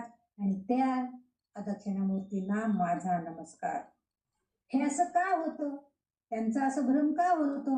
कारण तत्वज्ञानी लोक, जे ज्ञानी लोक आहेत ते काय करतात, स्वतःच काहीतरी ठाम मत धरून चालतात. आणि परमसत्य काय आहे, परमसत्य काय आहे का, ह्याचा त्यांचा दावाही ते करतात. म्हणजे ते स्वतःच ज्ञानी आहेत म्हटलं त्यांना असं वाटतं मी म्हणतो ते बरोबर आहे, म्हणून ते आपल्याला पण मी शरीर, इंद्रिय, जीवनशक्ती, सक्रिय बुद्धिमत्ता असं काही ते म्हणत असतं. म्हणजे मी जे करतोय ना, माझं जे कार्य आहे ना ते योग्य आहे असे ठाम मताने ते असतात. पण खरं तर काय होतं, जसं बालिश लोक, जे लहान मुलं, आंधळे, स्त्रिया, ह्या जसं अज्ञानामध्ये संकुचित विचारसरणीचे, मगाशी मी जसा एका 4 आंधळ्या माणसांची गोष्ट सांगितली की त्यांना तेवढाच हाताला जो भाग लागला त्यानुसार संकुचित विचारानं त्यांनी त्या हत्तीचं कसं स्वरूप आहे त्या सांगण्याचा प्रयत्न केला. तसंच हे सुद्धा लोक गोंधळलेल्या अवस्थेत असतात आणि योग्य विचार करू शकत नाही, सर्व भ्रमात असतात. आणि असे नाही तर त्या नुसतं भ्रमात नाही तर त्या मतावर ते ठामच राहतात. आणि इतरांनाही काही वेळेला ते तेच सांगायचा प्रयत्न करतात, ठामपणे सांगतात हेच माझं बरोबर आहे, मी सांगतो तेच बरोबर आहे, तेच तुम्ही करायचं. तसं घरामध्ये काही वेळेला एखादे वडीलधारे चुकत असतात पण तरीही ते ठामपणे सांगतात नाही तुम्ही हे म्हणजे हेच करायचं. भले कितीही आपण त्यांना सांगण्याचा प्रयत्न केला तरी ते ऐकत नाही. अशा वेळेला म्हणजे त्या मतांमध्ये ठाम आहेत, इतरांनाही सांगून गोंधळात टाकण्याचं काम करतात. भले त्या तरुण जर युवा पिढी असेल तर त्यांना ह्या आपल्यासारख्या ज्येष्ठांचे काही विचार पटत नाही, ते गोंधळात पडतात. अरे बाबा तर असं सांगतायत आणि मला जे संपूर्ण पुढे जे विश्व दिसतंय किंवा मी जो अभ्यास केलेला आहे, मला या अँड्रॉइड मार्फत काय काय माहिती, AI मार्फत माहिती मिळते ती सगळी वेगळी आहे, किंवा गुगल मार्फत मी माहिती काढली ती सगळी वेगळी आहे, आता मी काय करू, असे गोंधळात म्हणजे चुकीचा निष्कर्ष तिथं निघण्याची शक्यता असते. म्हणजे चुकीचा निष्कर्षापर्यंत ती समोरची व्यक्ती यायला सुद्धा कारणीभूत हे गोंधळलेले तत्वज्ञानी त्यांना तसं करायला कारणीभूत होतात. परंतु आपलं जे शरीर आहे ते नश्वर वास्तविक आहे, होणार आहे. शरीर जे काय आहे ते कधीतरी नाश पावणार आहे, ही आपण ठाम भूमिका घ्यायला पाहिजे. शरीरामधल्या जे इंद्रिय आहेत ते क्रियाशील आहेत, त्यांना मी क्रियाशील केलं पाहिजे तेही आपण ठामपणे समजून घेतलं पाहिजे. कारण हा आत्मा नाही आहे, कारण हे जे वास्तवात जे दिसतंय तो आत्मा नाहीये, आत्मा वेगळा आहे. ही कल्पना आपण आपल्या मनाशी खुणगाठ बांधून घेतले आणि त्या आत्म्याचं ज्ञान, आत्मज्ञान म्हणतो आपण त्याला, आत्मसाक्षात्कार, आत्मकेंद्रितता आपण म्हणतो ना, थोडस आत्मनिरीक्षण करा. आत्मनिरीक्षण करा म्हणजे काय, स्वतः अंतर्गत मनाला विचारा की तुम्ही कुठं चुकताय, तुम्ही कसं वागताय, तुम्ही लोकांवर काय प्रभाव टाकताय, तुमचा इतरांवर काय इम्पॅक्ट होणार आहे, हे तुम्ही विचार करा. आणि म्हणून इथं हा जो सगळा भ्रम या ज्ञानी लोकांच्या मनामध्ये आलेला आहे, त्यांना असं वाटत असतं आम्ही एवढे ज्ञानी झालो, आम्ही एवढे शिकलो, आम्हाला एवढं सगळं कळतंय. ह्यानंतर ते काय करतात, इतरांनाही गोंधळात टाकतायत. तर तो गोंधळ दूर करण्याचं काम दक्षिणामूर्ती गुरु, सर्वोच्च गुरु हे जे आहेत हे काय करतात, त्यांना खऱ्या अर्थानं आत्मा काय आहे हे ओळखायला मार्गदर्शन करतात. आणि इथं आचार्य आपल्याला ते सांगतायत की त्यांचा हा भ्रम, त्यांच्या मनातलं वास्तविकता ही माया सगळी दूर करण्याचं काम दक्षिणामूर्ती करतात. म्हणजे त्यांना योग्य ज्ञानाकडे घेऊन जाण्याचं काम, मार्गदर्शन करण्याचं काम दक्षिणामूर्ती करतात. अशा त्या दक्षिणामूर्तींना माझा नमस्कार असा पण अर्थ याच्यामध्ये विक्रेत आहे. इथं आपण 5वा श्लोक संपवलेला आहे. आता पुढचा 6व्या श्लोकाकडे आपण जाणार आहोत. त्याच्यामधला पहिला शब्द आहे राहू. राहू हा एक ग्रह आहे आणि ग्रस्त म्हणजे ग्रासलेला, म्हणजे जो त्रासात आहे असा. त्याच्या पुढचा शब्द आहे, मी आधी एकदा श्लोक म्हणते आणि मग असं सांगते. राहू ग्रस्त दिवाकरेंदु सदृशो माया समाच्छादना सर्वत्र करणोपसंहरणतो यो भूत्सुषुप्तः पुमान् प्रागस्वाप्समिति प्रबोध समये यः प्रत्यभिज्ञायते तस्मै श्री गुरुमूर्तये नमः इदं श्री दक्षिणामूर्तये. पहिला शब्द आहे राहू. आपल्याकडे जे अनेक ग्रहगोल आहेत त्यापैकी राहू ग्रह. राहू ग्रहाच्या बाबतीमध्ये आपण म्हणतो रडत राहू आहे हा. रडत राहू म्हणजे काय, तर राहू ग्रहाचं ज्याच्यावरती प्राबल्य असतं त्या माणसाला सदैव सगळ्या गोष्टीमध्ये तक्रारखोर वृत्ती असते, त्यामुळे त्याला रडत राहू असं आपण म्हणतो. म्हणजे राहू ग्रहाचं हेच वैशिष्ट्य आहे की राहू ग्रह ज्याच्या पत्रिकेमध्ये ठराविक त्यांच्या कालावधीत असतो, त्या ग्रहामध्ये असतो, त्यांनी ग्रासलेला असेल त्या व्यक्तीला, तर तो काय करतो, नेहमी अशा दुःखित अवस्थेमध्ये म्हणा किंवा ग्रासलेल्या अवस्थेमध्ये, म्हणजे काहीतरी सतत मनामध्ये किंतु परंतुच त्यांच्या मनामध्ये असतात, असा हा राहू ग्रह आहे. त्यामुळे राहूग्रस्त दिवाकरेंदू, दिवाकर म्हणजे सूर्य आणि इंदू म्हणजे चंद्र. दिवाकरेंदू सदृशो, जसे आहे तसं सदृश, जसे सदृश आपण म्हणतो ना, ह्या सदृश हा म्हणजे ह्याच्यासारखा हा. म्हणजे ठीक आहे, आता माझ्याकडं अगदी अस्सल मोत्याची माळ नाहीये, पण हे आर्टिफिशियल मोत्यांची माळ आहे, ह्या सदृश ही आहे. ठीक आहे, ही सध्या तुम्ही वापरा. सदृश म्हणजे ह्यासारखं ते जसे आहे तसं त्याच्यासारखंच आहे, परंतु ते नाहीये असं म्हणून सदृश. माया, माया पण कशी आहे, माया सुद्धा जशी आहे तशी दिसतं आपल्याला, परंतु ती तशी प्रत्यक्षात नाही आहे. प्रत्यक्षात जे हवंय ते तिथं आहे का नाही, माया आहे ती सगळी. म्हणजे माया म्हणजे अज्ञान आपलं, माया इथं अज्ञान. समाच्छादनात, सम आच्छादनात म्हणजे पूर्णपणे ही मायेनं हे पूर्ण आच्छादन केलेलं असतं, झाकून टाकले असतं, झाकळून टाकलेलं असतं. माया म्हणजे इथं अज्ञान आहे. समाच्छादनात पूर्णपणे झाकून टाकलेलं असतं. आता पुढच्या ओळीला काय, सन्मात्र. सन्मात्र म्हणजे शुद्ध अस्तित्व. म्हणजे आपण म्हणतो ना की सत्पात्र, सन्मात्र असे जे स लावून केलेले जे शब्द आहेत सगळे, सविचार, सद्विचार, सद्वर्तन म्हणजे काय, सगळं चांगलं शुद्ध असं जे आहे सन्मात्र, शुद्ध अस्तित्व असणारे, त्या अस्तित्वात असणारा असा सन्मात्र. नंतर करण, इथं करण इथं इंद्रिय असा अर्थ आहे. करणोप संहरणतो म्हणजे इंद्रियांकडून करणाऱ्या गोष्टी. उपसंहरण, आता पुढचं जे करण उप संहरणतो.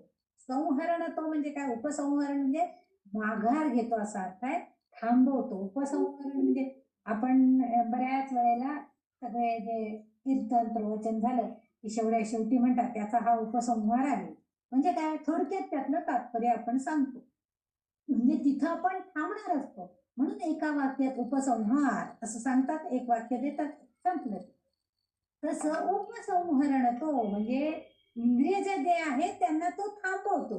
कशासाठी, यो भूत, यो म्हणजे जो, भूत, भूत म्हणजे आपल्यासारख्या व्यक्ती किंवा साधक असा अर्थ आपण घेऊ शकतो तिथं, व्यक्ती किंवा साधक. सुषुप्त म्हणजे काय, निद्रा म्हणजे झोपेच्या ज्या अवस्था आहेत, जागृती, स्वप्न आणि सुषुप्ती. म्हणजे सुषुप्ती जी आहे ती म्हणजे गाढ झोप असा अर्थ आहे. जो जी व्यक्ती सुषुप्त म्हणजे गाढ झोपेमध्ये असते, पुमान.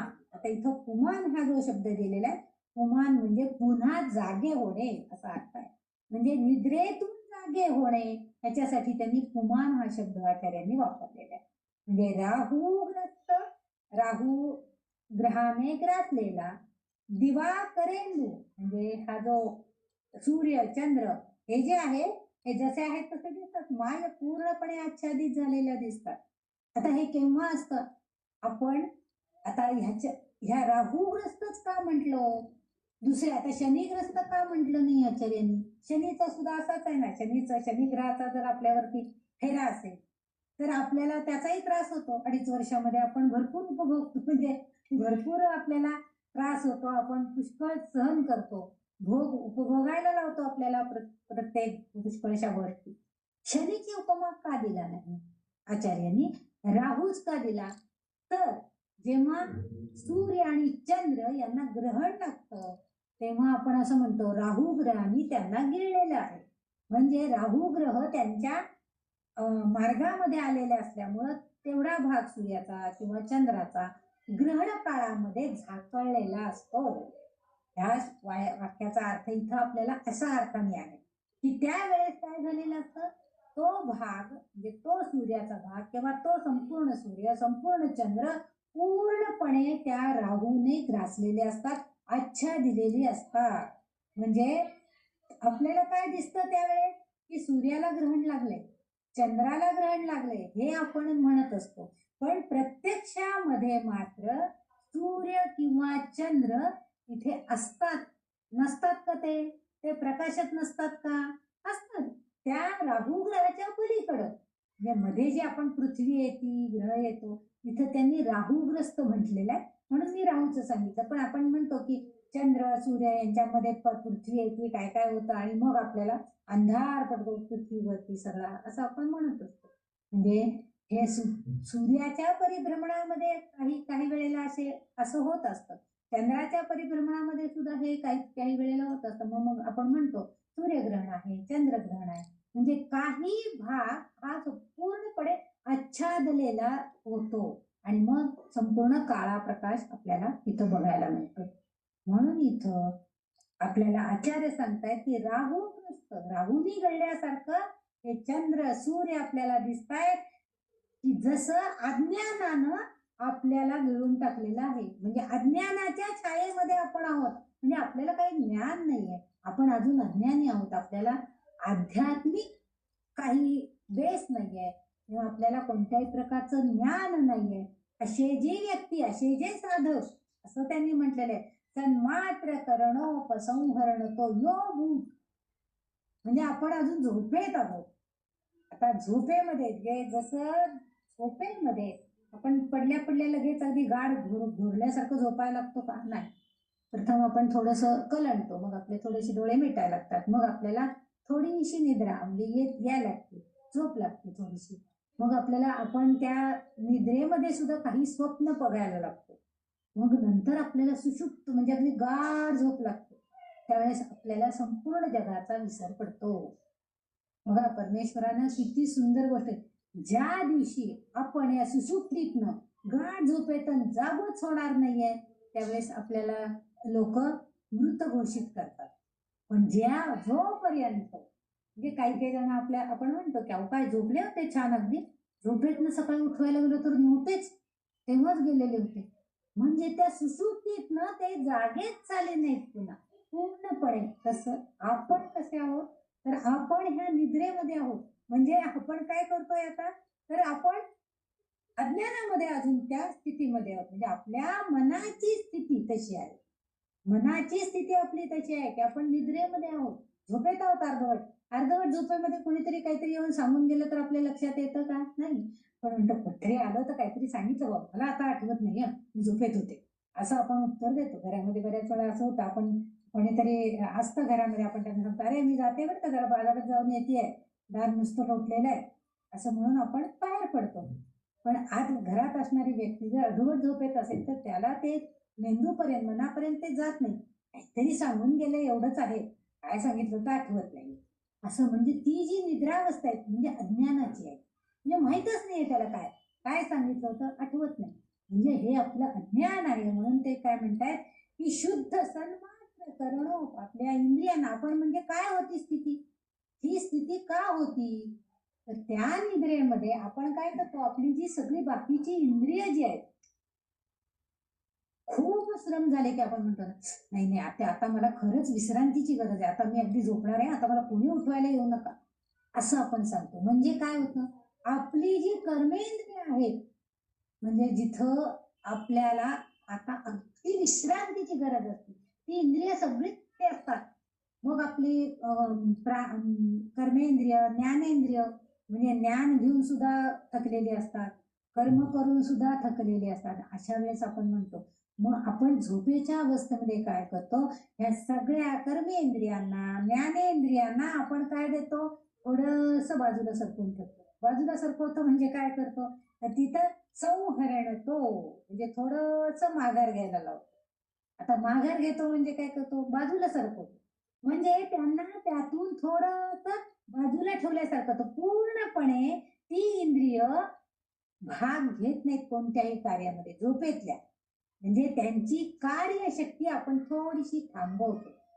हे कार्य अर्थात आपण स्वयं काहीही करत नाही, तर आपल्यामध्ये असणारी जी चेतना शक्ती आहे ते ती कार्य करते. म्हणजे तिथं हा आत्मा आहे हे आपल्याला सदृश होतं.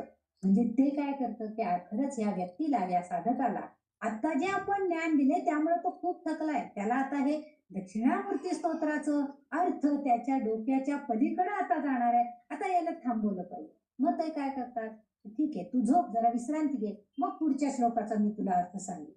म्हणून त्याला थोडंसं थांबवतात. निद्रेच्या अधीन झाल्यावरती कार्य शिथिलता होते. कार्य शिथिलता म्हणजे तिथं सगळी इंद्रिय, सगळी गात्र आपली शांत होतात. आणि मग तिथं कधी कधी आपल्याला आपण जे ऐकले, ज्याचं चिंतन केलंय त्याची कधी कधी स्वप्न पडतात. म्हणजे आपल्याला ती दक्षिणामूर्ती स्वप्नामध्ये येते. आपली जर मन थोडंसं अजून जागृत असेल, आपली बुद्धी जर कार्यान्वित होत असेल, तर त्यावेळेस आपल्याला थोडंसं स्वप्न पडायला लागतात. काय सांगितलं बरं, किती विश्व, काय आत्मा, काय इंद्रिय, अरे बापरे बापरे, काय काय काय काय सांगितलंय आचार्यांनी, असं आपल्याला त्यावेळेस घट, मग तो एखादा घट, त्याच्यातनं पडलेला प्रकाश हे आपल्याला स्वप्नात दिसायला. कधी कधी काय होतं, मग आपली बुद्धी अगदी शांत होती, मग आपल्याला कुठलेही विचार येत नाहीत, मग गाढ झोप लागते आपल्याला आणि झोपेतून जाग होणं.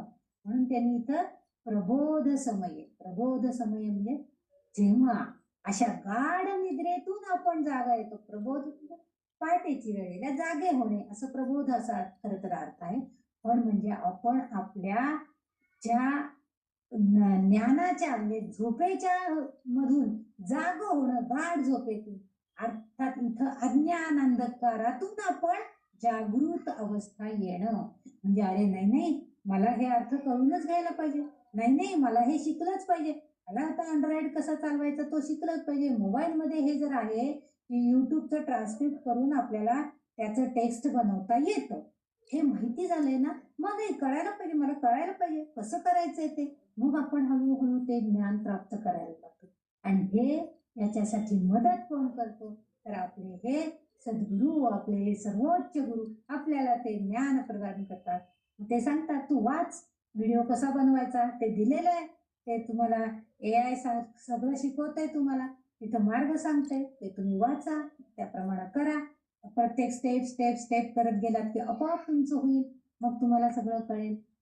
हे जे आहे हे ज्ञान हे आपल्याला हे दक्षिणामूर्ती देतात. म्हणून शेवटच्या ओळीमध्ये म्हणतात प्राग म्हणजे आधी. प्राग म्हणजे काय, आधी. प्राग अनपसंग म्हणजे झोप घेण्या अगोदर, जेव्हा झोप होती आपण, म्हणजे झोपेच्या आधी आपण काय असतो, जागृत असतो, पण तू झोपेमध्ये आपण निद्रावस्थेमध्ये असतो. मग निद्रावस्थेनंतर जागृत जेव्हा प्राग स्वाप्स इति प्रबोध समय, म्हणजे प्रबोध जागे होण्याच्या वेळी अशा प्रकारे जेव्हा तुम्ही जागे होता तेव्हा काय होतंय, य म्हणजे जो, य हा जो शब्द यला विसर्ग दिलेला त्याचा अर्थ जो प्रत्यभिज्ञायते. आता प्रत्य म्हणजे प्रति, त्याला, जो त्याला काय होतं, प्रत्य म्हणजे त्याला अभिज्ञायते म्हणजे तो ओळखतो. म्हणजे हे कोणीतरी आपल्यातली चेतना शक्ती करते हे त्याला ओळखायला येतं. जागे झाल्यावर आपण म्हणतो हे मला ना स्वप्न पडलं, मला स्वप्नामध्ये ते दिसलं, म्हणजे ही ओळखण्याची खूण आहे. जेव्हा आपण त्या निद्रिस्त अवस्थेतनं जागृत अवस्थेमध्ये येऊ तेव्हा आपल्याला काही ना काही आठवतं. आणि ती म्हणजे झोपेच्या आधी आपल्याला हे काही माहिती नसतं, पण झोपेमध्ये काही वेळेला आपलं मन, बुद्धी, हे जे अवयव आहेत आपले इंद्रिय जे आहेत ती थोडीशी कार्यान्वित होत असतात, मग आपल्याला स्वप्न पडतात. आणि स्वप्नावस्थेतून आपण गाढ निद्रेत गेलो की नंतर जेव्हा प्रबोध समय येतो, जागृत अवस्था येते आपल्याला, त्यावेळेस आपल्याला ती ओळखता येतं की नाही नाही खरंच आहे. म्हणजे मगाची जे आपण ज्ञान घेतलंय त्याचा आता अनुभूती मला आली. त्याच्यामध्ये मला दिसलं की ते दक्षिणामूर्ती आहेत आणि ते मला सांगतायत, समजावून सांगतायत, हे ज्ञान मला प्राप्त झालं, असं अनुभूती आपल्याला येते. आणि म्हणून गाढ झोपेत सुद्धा आपली चेतना शक्ती असते, की जी चेतना शक्ती आपल्याला आपलं देह नश्वर आहे आणि आत्मा अमर आहे, आत्मा जागृतीत आहे, आत्मा चेतना देत असतो, हे आपल्याला कळून देते, सांगते. असं त्याचा अर्थ त्यांना इथं अभिप्रेत आहे. म्हणून गाढ झोपेत सुद्धा चेतना सतत सदैव चेतना शक्ती जागृत असते. आपल्याला ती चेतना शक्ती कधीही बंद होत नाही. आपली इंद्रिय फक्त शिथिल होतात. इंद्रियांना आपण थोडस मागे सारतो, म्हणजे इंद्रियांना शिथिलता देण्याचा प्रयत्न करत असतो. आणि जेव्हा व्यक्ती पुन्हा त्या झोपेतून जागे होतात तेव्हा जागे होण्याच्या वेळेला त्यांना हे ओळखता येतं, त्या स्थितीमध्ये काय चाललेलं आहे हे त्यांना ओळखता येतं. म्हणून तिथं त्यांनी आचार्य आपल्याला सांगतायत, प्रागस्वाप्समिति प्रबोध समय या प्रत्यभिज्ञायते. अभिज्ञायते म्हणजे ओळखण्याचा अर्थ आहे, आणि प्रत्य म्हणजे त्याला, हे प्रति, प्रति ज्याला हे कळतं तो माणूस ज्ञान प्राप्त करतो. कशाच्या द्वारे? चेतनेच्या द्वारे.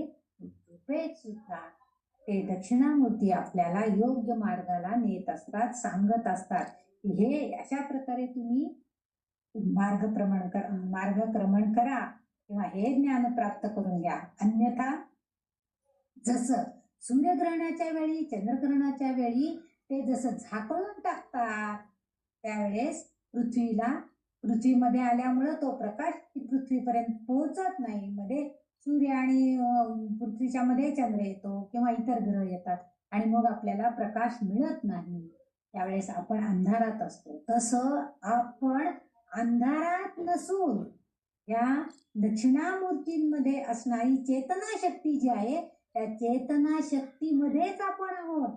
आपल्याला मध्ये अडचण काही नाही, आपण राहुग्रस्त नाही आहोत, आपण काही त्या कुठल्याही अडथळ्यांमध्ये नाही आहोत. पण आपल्याला त्याची ओळख व्हायला पाहिजे. आपण आपल्या अज्ञानाच्या निद्रेमधून जाग व्हायला पाहिजे.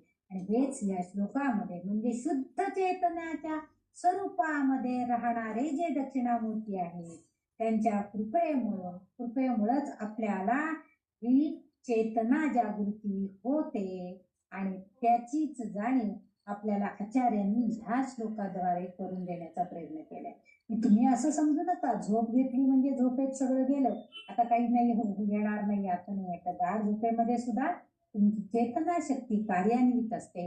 म्हणजेच हे दक्षिणामूर्ती गुरु जे आहेत ते आपल्यावरती सदैव कृपा करत असतात, ज्याद्वारे आपल्याला ते ज्ञान होतं. आत्मस्वरूप शुद्ध स्वरूप असून सुद्धा आपण काय होतोय? अज्ञानामुळं राहुग्रस्त होतोय. पण दक्षिणामूर्तींच्या चेतनेच्या प्रकाशामुळं आपल्याला पुन्हा ही सगळी जागृती म्हणजे आपल्याला ते सगळं ज्ञान मिळतं.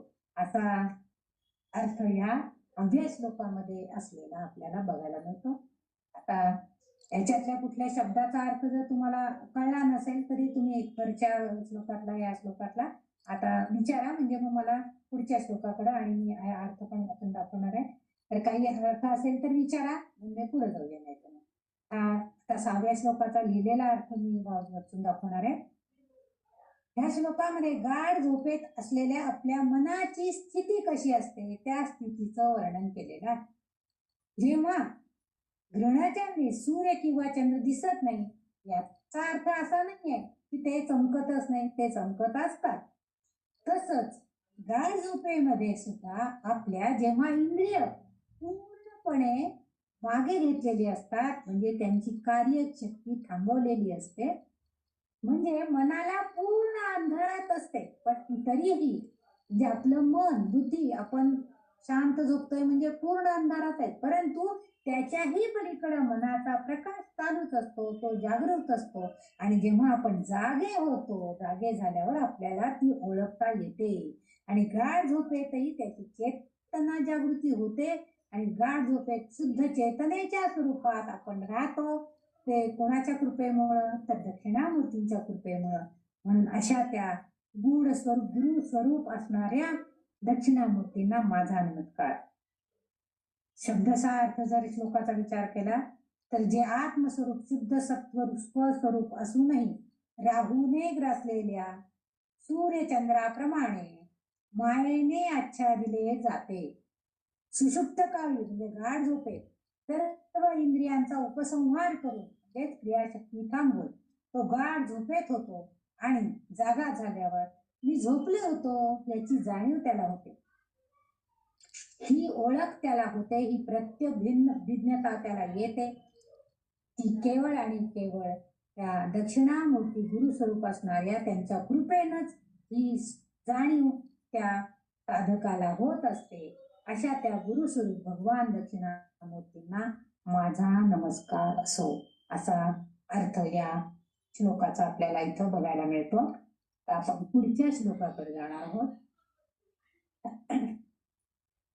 पुढचा श्लोक आहे बाल्यादिष्वपि जाग्रदादिषु तथा सर्वास्वस्थास्वपि व्यावृत्तास्वनुवर्तमानमहवेत्यन्तःस्फुरन्तं सदा स्वात्मानं प्रकटीकरोति भजतां यो मुद्रया भद्रया तस्मै श्री गुरुमूर्तये नमः इदं श्री दक्षिणामूर्तये तस्मै श्री गुरुमूर्तये नमः इदं श्री दक्षिणामूर्तये. बघा, म्हणजे एक एक दालन ओलांडत आता आचार्य आपल्याला की ग्रहण काळात आच्छादलेल्या सूर्यचंद्रांच्या पलीकडे सुद्धा ते जसे चमकत असतात तसं तुमचं जी चेतना शक्ती आहे ती जागृत आहे, त्याला तुम्ही ओळखा. हे त्यांनी आपल्याला उपदेश केला. या 6व्या श्लोकात. 5व्या श्लोकामध्ये त्यांनी काय सांगितलं आपल्याला की तुमचं शरीर नश्वर आहे, आत्मा अमर आहे, त्या आत्म्याला ओळखायचा प्रयत्न करा. आता इथं काय सांगतायत बघूया. ह्या श्लोकामध्ये बाल्य म्हणजे बाल्यादिषु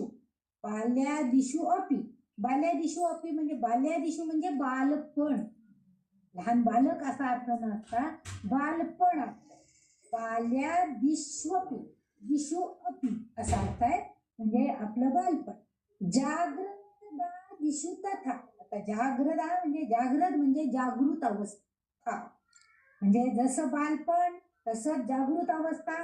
आदिशु आता इथं जागृत आदिशु आहे.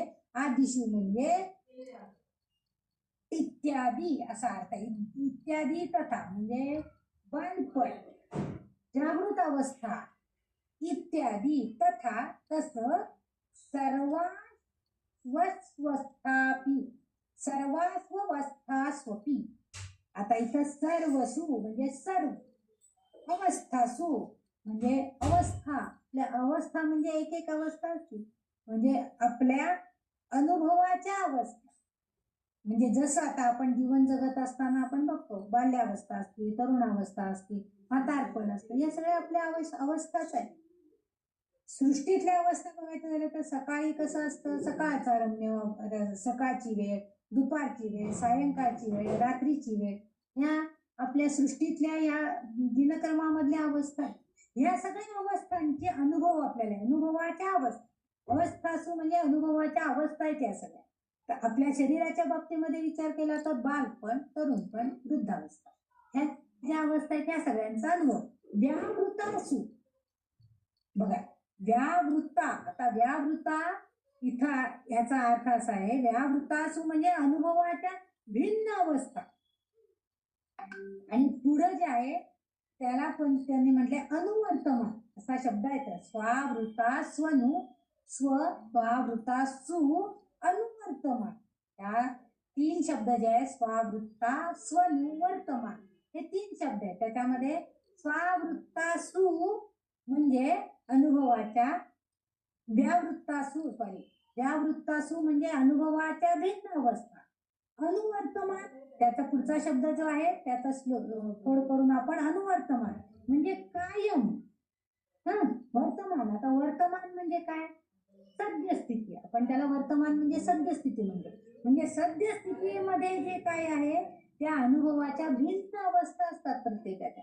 महमित, आता इथं महमित म्हणजे अहम नित्यम, अहम नित्यम असा अर्थ आहे.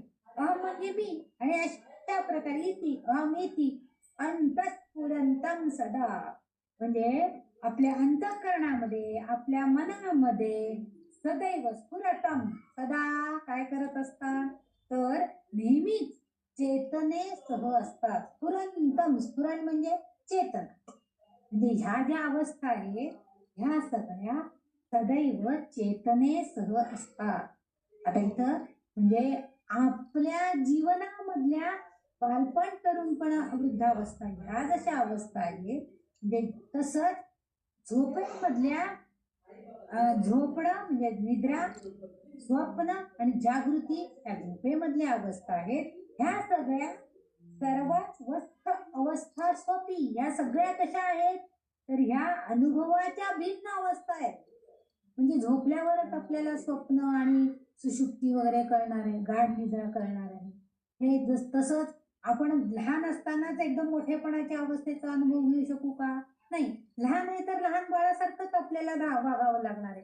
तरुणपणीच मी म्हातारी झाले असं म्हणून म्हाताऱ्यासारखं जर मी काठी घेऊन चालणार आहे का आपल्याला, किंवा योग्य होणार आहे का, ते नाही.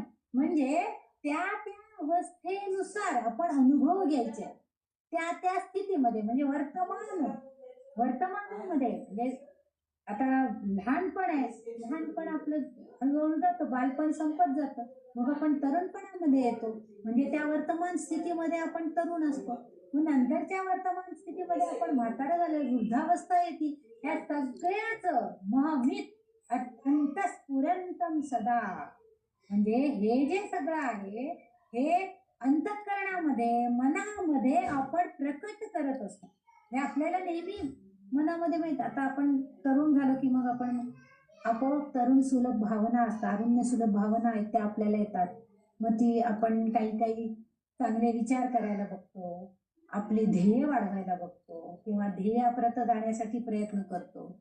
मग त्याच्यातून ध्येय प्राप्ती झाल्यावरती त्या आनंदामध्ये आपण आपला संसार कसा करायचा आपण पुढं, किंवा कसं आपल्याला पत्नी मिळायला पाहिजे ह्या अपेक्षा आपण, म्हणजे त्या अवस्थेमध्ये त्यानुसार आपण काय करत असतो, तर आपल्या मनामध्ये नेहमी सदैव चेतना शक्तीचे विचार म्हणजे चैतन्यमय विचार असतात. बालपणामध्ये आता समजा लहान बाहेर खेळायला गेलेलं असेल तर ते काय करतं, बाहेरून खेळून येताना ते म्हणत, आईनं माझ्यासाठी आज छान खाऊ केला असेल, आता मला लाडू मिळेल गेलं की खायला, हातपाय धुतले की लाडू खाणार, असं मनात विचार करून. म्हणजे ती चेतना शक्ती त्याची तेव्हा बाल्यावस्थेमधली असते, बालपणामधली आहे. तरुणपणामध्ये तो विचार करतो, माझ्या कॉलेजमध्ये ती एक मुलगी छान आहे, मला तिच्यासारखी बायको मिळाली तर. त्याची चेतना शक्ती त्या वर्तमान स्थितीमध्ये, त्या तरुण अवस्थेमध्ये ती जागृती होते. आपोआप तारुण्य सुलभ भावना असतात. मग कदाचित ते दोघ जण भेटतात, मग नंतर प्रेमविवाहात रूपांतर होतं. ह्या सगळ्या गोष्टी मग म्हातारपण येतं. म्हणजे त्या अवस्थेमध्ये आपण काय, अरे रे तरुणपणी मी चांगले सगळे पिक्चर बघायला जायला होते, काय जायला झालंच नाही, आता डोळ्यांना दिसत नाही, आता काय जाते. म्हणजे ह्या भावना वर्तमान स्थितीमध्ये म्हातारपणी आपल्या मनामध्ये ह्याच भावना येणार. म्हणजे पण या तीनही अवस्थांमध्ये आपली चेतना शक्ती सदैव जागृत, स्फुरंतम सदा, सदैव जागृत आहे. ही काय कधी शांत झोपलेली नाही. म्हणजे स्फुरण देणारी शक्ती जी आहे, चेतना शक्ती म्हणजे आपल्या अंतःकरणामध्ये, अंतर्मनामध्ये ती सदैव जागृत असते. आणि त्या जागृतीतनं आपल्याला कळतं की आपण काय करायचं आहे, आणि मग आपल्या आत्म क्रिया तशा घडत असतात. तसं निद्रिस्त अवस्था, स्वप्नावस्था आणि जागृत अवस्था इथं सुद्धा तसंच आहे. त्या आधीच्या श्लोकामध्ये आपण बघितलंय की तिथं सुद्धा कसं असतं, झोपलं तरी सुद्धा आपल्याला कळतं की जागृत अवस्थेमध्ये आपल्या आलो की आपल्याला कळायला पाहिजे की आपण काय करायला पाहिजे, आपण ओळखायला पाहिजे. म्हणजे आपली झोप पूर्ण झाली की पुन्हा आपण रिफ्रेश म्हणतो. आज माझी झोप पूर्ण झाली, रिफ्रेश झालेली आहे. पुन्हा मला तेवढी शक्ती, तेवढी चैतन्य प्राप्त झालेलं असतं, तेवढी चेतना आपल्या शरीरामध्ये मिळालेली असते. ही सगळं देणारं कोण आहे? म्हणजे झोपेमध्ये ते इथं पाठीमागं काय चाललंय आपल्याला कळतं का? नाही कळत. पण तरी मनामध्ये जरी आपल्याला काही कळत नसलं, आपल्या बुद्धीला काही कळत नसलं, तरी सुद्धा चैतन्य शक्ती हे गुरु देणारे असतात, सर्वोच्च गुरु दक्षिणामूर्ती, ते मात्र सदैव आपल्या शरीरामध्ये कार्यरत असतात. त्यामुळं उठल्याबरोबर बघा, आपण जर देवाला नमस्कार करून उठलो तर आपण एकदम फ्रेश असतो. मग आपल्या मनामध्ये लगेच कल्पना सुरू होतात. आता 8 दिवसामध्ये काय काय करायचं, अमुक एक काम करायचं, अमुक एक काम करायचं. सगळेच होतील असं नाहीये, पण तू जेवढं होतील तेवढी तरी आपण पूर्ण करण्याचा प्रयत्न करतो. ही जी शक्ती आहे, ही चैतन्य शक्ती आहे. म्हणून ते म्हणतात व्यावृता अनुवर्तमान महमित, म्हणजे विपरीत परिस्थितीमध्ये या अनुभवाच्या अवस्था आहे आणि अनुभवाच्या भिन्न भिन्न अवस्था असतात. आता मला जे वाटतंय तेच तुम्हाला वाटेल असं पण नाहीये. मग कारण का भिन्न अवस्था आहे. कारण आज तुम्हाला ताप आलाय किंवा आज तुम्हाला सर्दी झाली आहे, आज खोकला झालाय, रात्री झोप झाली नाही, मग तुमची अवस्था भिन्न. मग वर्तमान स्थितीमध्ये तुम्ही काय म्हणणार, काही नको मरू देतो क्लास बीस, काय नको, आज मी आता छान झोप काढते. म्हणजे ही जी अवस्था आहे प्रत्येकाच्या अनुभूतीनुसार, त्यानुसार, म्हणजे त्या अनुभवाच्या भिन्न अवस्था आहेत आणि वर्तमानामध्ये त्यानुसार सगळ्या कृती घडत असणार आहेत. आणि म्हणून इथं काय म्हणतायत ते आपले आचार्य काय म्हणतायत, पुढे जाऊन आणखीन सांगतायत स्वात्मानम. आता इथं काय करताय ते स्वात्मानम, स्व आत्मा, म्हणजे स्वतः आत्मसहित तुम्ही आहात याची जाणीव तुम्हाला व्हायला पाहिजे. स्वात्मानम प्रकटीकरोति. आणि जेव्हा अशी ही निद्रा, जागृती, सुषुप्ती ह्या सगळ्या अवस्था संपल्या, बालपण, तरुणपण, वृद्धपणे सगळं संपलं की अंतकाळी, म्हणजे आपल्या आता जेव्हा जेव्हा जसं जसं जसं आपला कालावधी अंतकाळ जवळ यायला लागतो तसं तसं मानवाला, प्रत्येक माणसाला बघा तुम्ही, म्हणून सगळेजण म्हणतात हे अध्यात्म, पोथी, पुराण हे सगळं म्हातारपणी करायच्या गोष्टी आहेत. म्हातारपणी का, तर तेव्हा आपल्या बाकी इंद्रिय शिथिल झालेली असतात आणि मनबुद्धी मात्र अतिशय जागृत चेतनामय असते. आणि मग ती आपल्याला सांगते की अरे नाही, तुझ्यात आत्मा आहे, तो कार्यरत आहे, त्याची चेतना शक्ती खूप आहे, त्याचा वापर कर. मग आपण एखादा ग्रंथ काढतो, ज्ञानेश्वरी वाचतो, भगवद्गीता वाचतो, दासबोध वाचतो किंवा इतरही पुराणांचा अभ्यास करतो. हे सगळं आपल्याकडनं हवं. पण थोडस त्यावेळेस काय होतं, आपलं शरीर, वर्तमान स्थिती काय आहे आपली, म्हातारपण आहे, आपली इंद्रिय सगळी शिथिल झाले, डोळ्यांना जास्त वाजले की घराघरा पाणी यायला लागतं, हातात पुस्तक धरलं की हात दुखायला लागतात, हे सगळं त्यावेळेस व्हायला लागतं. म्हणून ते म्हणतायत आचार्य स्वात्मान प्रकटीकरोति, म्हणून ते सांगतायत की हे तू केव्हा करायला पाहिजे, वर्तमान स्थितीमध्ये, कुठं ज्या स्थितीमध्ये तू आहेस त्या स्थितीमध्ये मरक्त स्वात्मान प्रकटीकरोति भजताम. आता इथं भजताम हा जो शब्द आलेला आहे, इथं भजताम म्हणजे काय, तर तुम्ही समर्पण भावनेनं, भजताम म्हणजे भजन करणे किंवा त्याची स्तुती करणे किंवा त्याचं सदैव स्मरण करणे असा अर्थ नाही. आपण म्हणतो ना भजन करायचं म्हणजे त्याचं स्मरण करायचं, नामस्मरण करायचं, हे सगळं ठीक आहे. पण तिथं समर्पण भावना भजता, जेव्हा आपण त्या एखाद्या शक्तीला समर्पण भावनेनं अर्पण झालेलो असो, समर्पण भावनेनं आपण त्याचे गुणगान असो, गुण गात असो, म्हणजेच अर्थात काय, स्तोत्र म्हणत असो, नामस्मरण करत असो, एखादं भजन म्हणत असो, एखादं गाणं म्हणत असू त्याचं स्तुती करणार, तर हे सगळं कसं झालं पाहिजे, भजताम यो मुद्रया भद्रया, म्हणजे जी भद्र म्हणजे शुभ असणार, म्हणजे जे मूर्ती किंवा जी अवस्था किंवा जे आपल्या डोळ्यांना दिसते ते कसं आहे, तर भद्र आहे, शुभ आहे त्याच्यासाठी. आणि मुद्रा म्हणजे आता इथं मूर्ती असा पण अर्थ आहे. खरं तर मुद्रा म्हणजे आता वैष्णव लोकांना माहितीये मुद्रा येतात म्हणजे काय, तर त्यांचं वैष्णवपण जे आहे त्याला पुन्हा एकदा मुद्रा मारून घेतात आणि आपण पुन्हा वैष्णवांची जी एक शक्ती आहे त्याला ऊर्जित अवस्था देण्यासाठी त्यांनी मुद्रा मारून घेतात आपल्याला. म्हणजे ते स्वामी मुद्रा देतात म्हणजे काय करतात, तर तुमच्याकडं वैष्णवांची जी एक शक्ती आहे ती शक्ती आणखीन उद्दीपित व्हावी म्हणून ती मुद्रा धारण करण्याचं, मुद्रा मारून घेण्याची प्रथा आहे. कारण का बघा, तुम्ही मुद्रा ती गरम करतात आणि ती तुम्हाला चटका दिल्यासारखं देतात. लहान मुलांपासून मोठ्यांपर्यंत वैष्णवांकडे ते आहे. आता त्या पाठीमाग असे आहे की तुम्ही ती मुद्रा घेता, याचा अर्थ त्याचा जो म्हणजे दाहकता ज्याची जी आहे ती तुमच्याकडे सहन करण्याची ताकद हळूहळू हळू वाढत जाते. दरवेळेस घेतलं तर आपल्याला एवढा त्याचा त्रास होत नाही. पहिल्यांदा जेव्हा आपण मुद्रा घेतो, त्या वैष्णव लोकांना ह्याची कल्पना असेल तर तेव्हा म्हणजे, आणि बघा त्यातही असं असतं, जेव्हा ते मुद्रा त्यांची गरम करतात त्या कोळशावरती ठेवून, तेव्हा ती खूप तापलेली असते. त्यामुळे पहिला मुद्रा जे घेतो त्याला जास्त दाहकता जाणवते. त्याच्यानंतर दुसरा, तिसरा, चौथा, पाचवा तर त्याला थोडी कमी मुद्रा म्हणजे त्याची दाहकता जाणवते. पण ती सोशिकता त्यांच्याकडे येते, ते सहन करण्याची ताकद त्यांच्याकडे येते आणि त्यांच्यातले वैष्णव शक्ती जी आहे, वैश्विक शक्ती म्हणूया आपण त्याला, वैष्णवांच्याकडे असणारी त्यांच्याकडे ही मुद्रा धारण करण्याची प्रथा आहे. इथं आता ते कशासाठी आहे, भद्र या शुभासाठी आहे, शुभ कल्याण. कारण त्यांच्याकडं मुद्रा धारण न केलेल्या व्यक्तींना कोणत्याही शुभ कार्यात पुढं करून देत नाही, त्यांना त्यांचा स्वयंपाक सोहळ्यात चालत नाही, अशी त्यांच्याकडे प्रथा आहे. हेही माझ्या ऐकिवातली माहिती आहे. आता वैष्णव लोकांनाही जास्त माहित असेल. कारण त्यांनी जर मुद्रा घेतलेली नसेल तर त्यांचा केलेला स्वयंपाक त्यांचे आचार्य खात नाही किंवा जे सोहळ्यात स्वयंपाक करतात त्यांना तो चालत नाही. म्हणजे त्याच्या पाठीमागे त्यांची काय शुभ होण्यासाठीची गोष्ट आहे.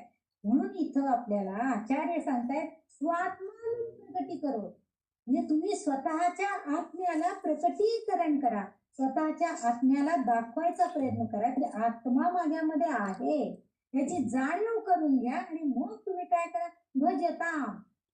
आता तुम्ही स्वतःमध्ये आत्मा आहे म्हणजे परमात्मा आहे, पण तरी सुद्धा एखाद्या मूर्ती पुढं किंवा शुभ कल्याणकारी असणाऱ्या मुद्रे पुढं तुम्ही काय करा, आता एखाद्याची चेहऱ्याकडं किंवा गुरूंपुढं, गुरूंची मुद्रा जी आहे ती योग मुद्रेमध्ये, चिन्ह मुद्रेमध्ये आहे, मग त्या मुद्रे पुढं त्या शुभ कल्याणकारी असणाऱ्या त्या मूर्ती पुढं तुम्ही काय करा, भजता. म्हणजे समर्पण भावनेनं स्वाधीन त्यांच्या, आपोआप ते गुरु तुमचं कल्याण करतील. त्यांच्यावर सोपून टाका सगळं. आपण नेहमी म्हणतो, आमच्या गोंधळकर महाराष्ट्र नेहमी सांगतात, तुम्ही माझ्यावर सोपून टाका, फक्त नामस्मरण करा, तुमचा योग क्षेम महामेयम सगळं मी बघतो, फक्त नामस्मरण करा, मी तुमच्या बरोबर सदैव आहे. ही जी वृत्ती आहे ही त्याच्यात आहे. म्हणजे गुरु काय करतायत, तर तुम्ही तुमच्यातल्या आत्म्याला ओळखलं की आपोआपच तुम्ही समर्पण भावनेनं त्या मूर्ती पुढं अगदी निशंकपणे समर्पण होऊन जाता, त्यांच्याशी विलीन होता, त्यांना समजून घेण्याचा प्रयत्न करता. का तर शुभ भद्र या शुभ व्हायला पाहिजे, कल्याणकारी व्हायला पाहिजे. ते कल्याणकारी आहेत पण मला त्यांनी तसंच कल्याणकारी बनवलं पाहिजे ही अपेक्षा आपली असते. त्याच्यासाठी आपल्याला भजतान करायला पाहिजे, आत्मसमर्पण करायला पाहिजे, तर होणार आहे ते, अन्यथा ते होणार नाही. म्हणून आचार्य आपल्याला सांगतायत की तुमच्या सर्वच अवस्थांमध्ये बाल्यादिष्वपी जागरदादिषु तथा, बालपण, म्हातारपण, तरुणपण, निद्रा, सुषुप्ती, जागृती, ह्या सगळ्या अवस्थांमध्ये सुद्धा तुम्ही स्वतःला ओळखा, स्वात्मानम. कारण तुमच्यातली चेतना शक्ती सदैव जागृत आहे, स्फुरतम, ती स्फुरण देते, पाठीमागे ती आहे. तुम्हाला वाटते की मी झोपलेलो आहे, पण झोपायच्या पाठीमागे ती चेतना शक्ती आहे. मग तसं असताना तुम्हीच स्वतः चेतना आहात, म्हणजेच तुम्हीच आत्मा आहात, तुम्हीच देव आहात, असं तुम्ही स्वतः मानायला पाहिजे. आणि त्यासाठी त्या मूर्ती पुढं समर्पण भावनेनं गेलं तर तुमचं कल्याण झाल्याशिवाय राहणार नाही. आणि आचार्य हेच इथं अपेक्षा करतायत की असं जर झालं तरच तुमचं कल्याण होणार आहे, म्हणजेच तुम्हाला मुक्तीचा मार्ग मिळणार आहे. त्यासाठी तुम्ही ह्या दक्षिणामूर्ती गुरूंना शरण जाय, म्हणजे शरणागत भाव तिथं पाहिजे. आपण अहम ब्रह्मास्मी आहोत म्हणून कशाला शरण जायचं नाही असं जर आपण केलं तर ते चुकीचं आहे. शेवटी सर्वोच्च गुरु जे आहेत त्यांना शरण हे जायलाच पाहिजे. शरणागत भाव अर्थात म्हणजे आपल्या प्रत्येक अवस्थेमध्ये आपण जर थोडासा नम्र भाव, शरणागत भाव ठेवला तर आपोआपच आपण ते जे म्हणतात भद्रया तसं शुभ आपण आपोआप होत जातो. आपल्याला आत्म्याची आपल्या ओळख होती, आपल्याला चेतना शक्तीची ओळख होती आणि मग आपण सुद्धा चेतना आहोत याची जाणीव आपल्याला होती. असं ह्या श्लोकामध्ये आचार्यांनी सांगण्याचा प्रयत्न केलेला आहे.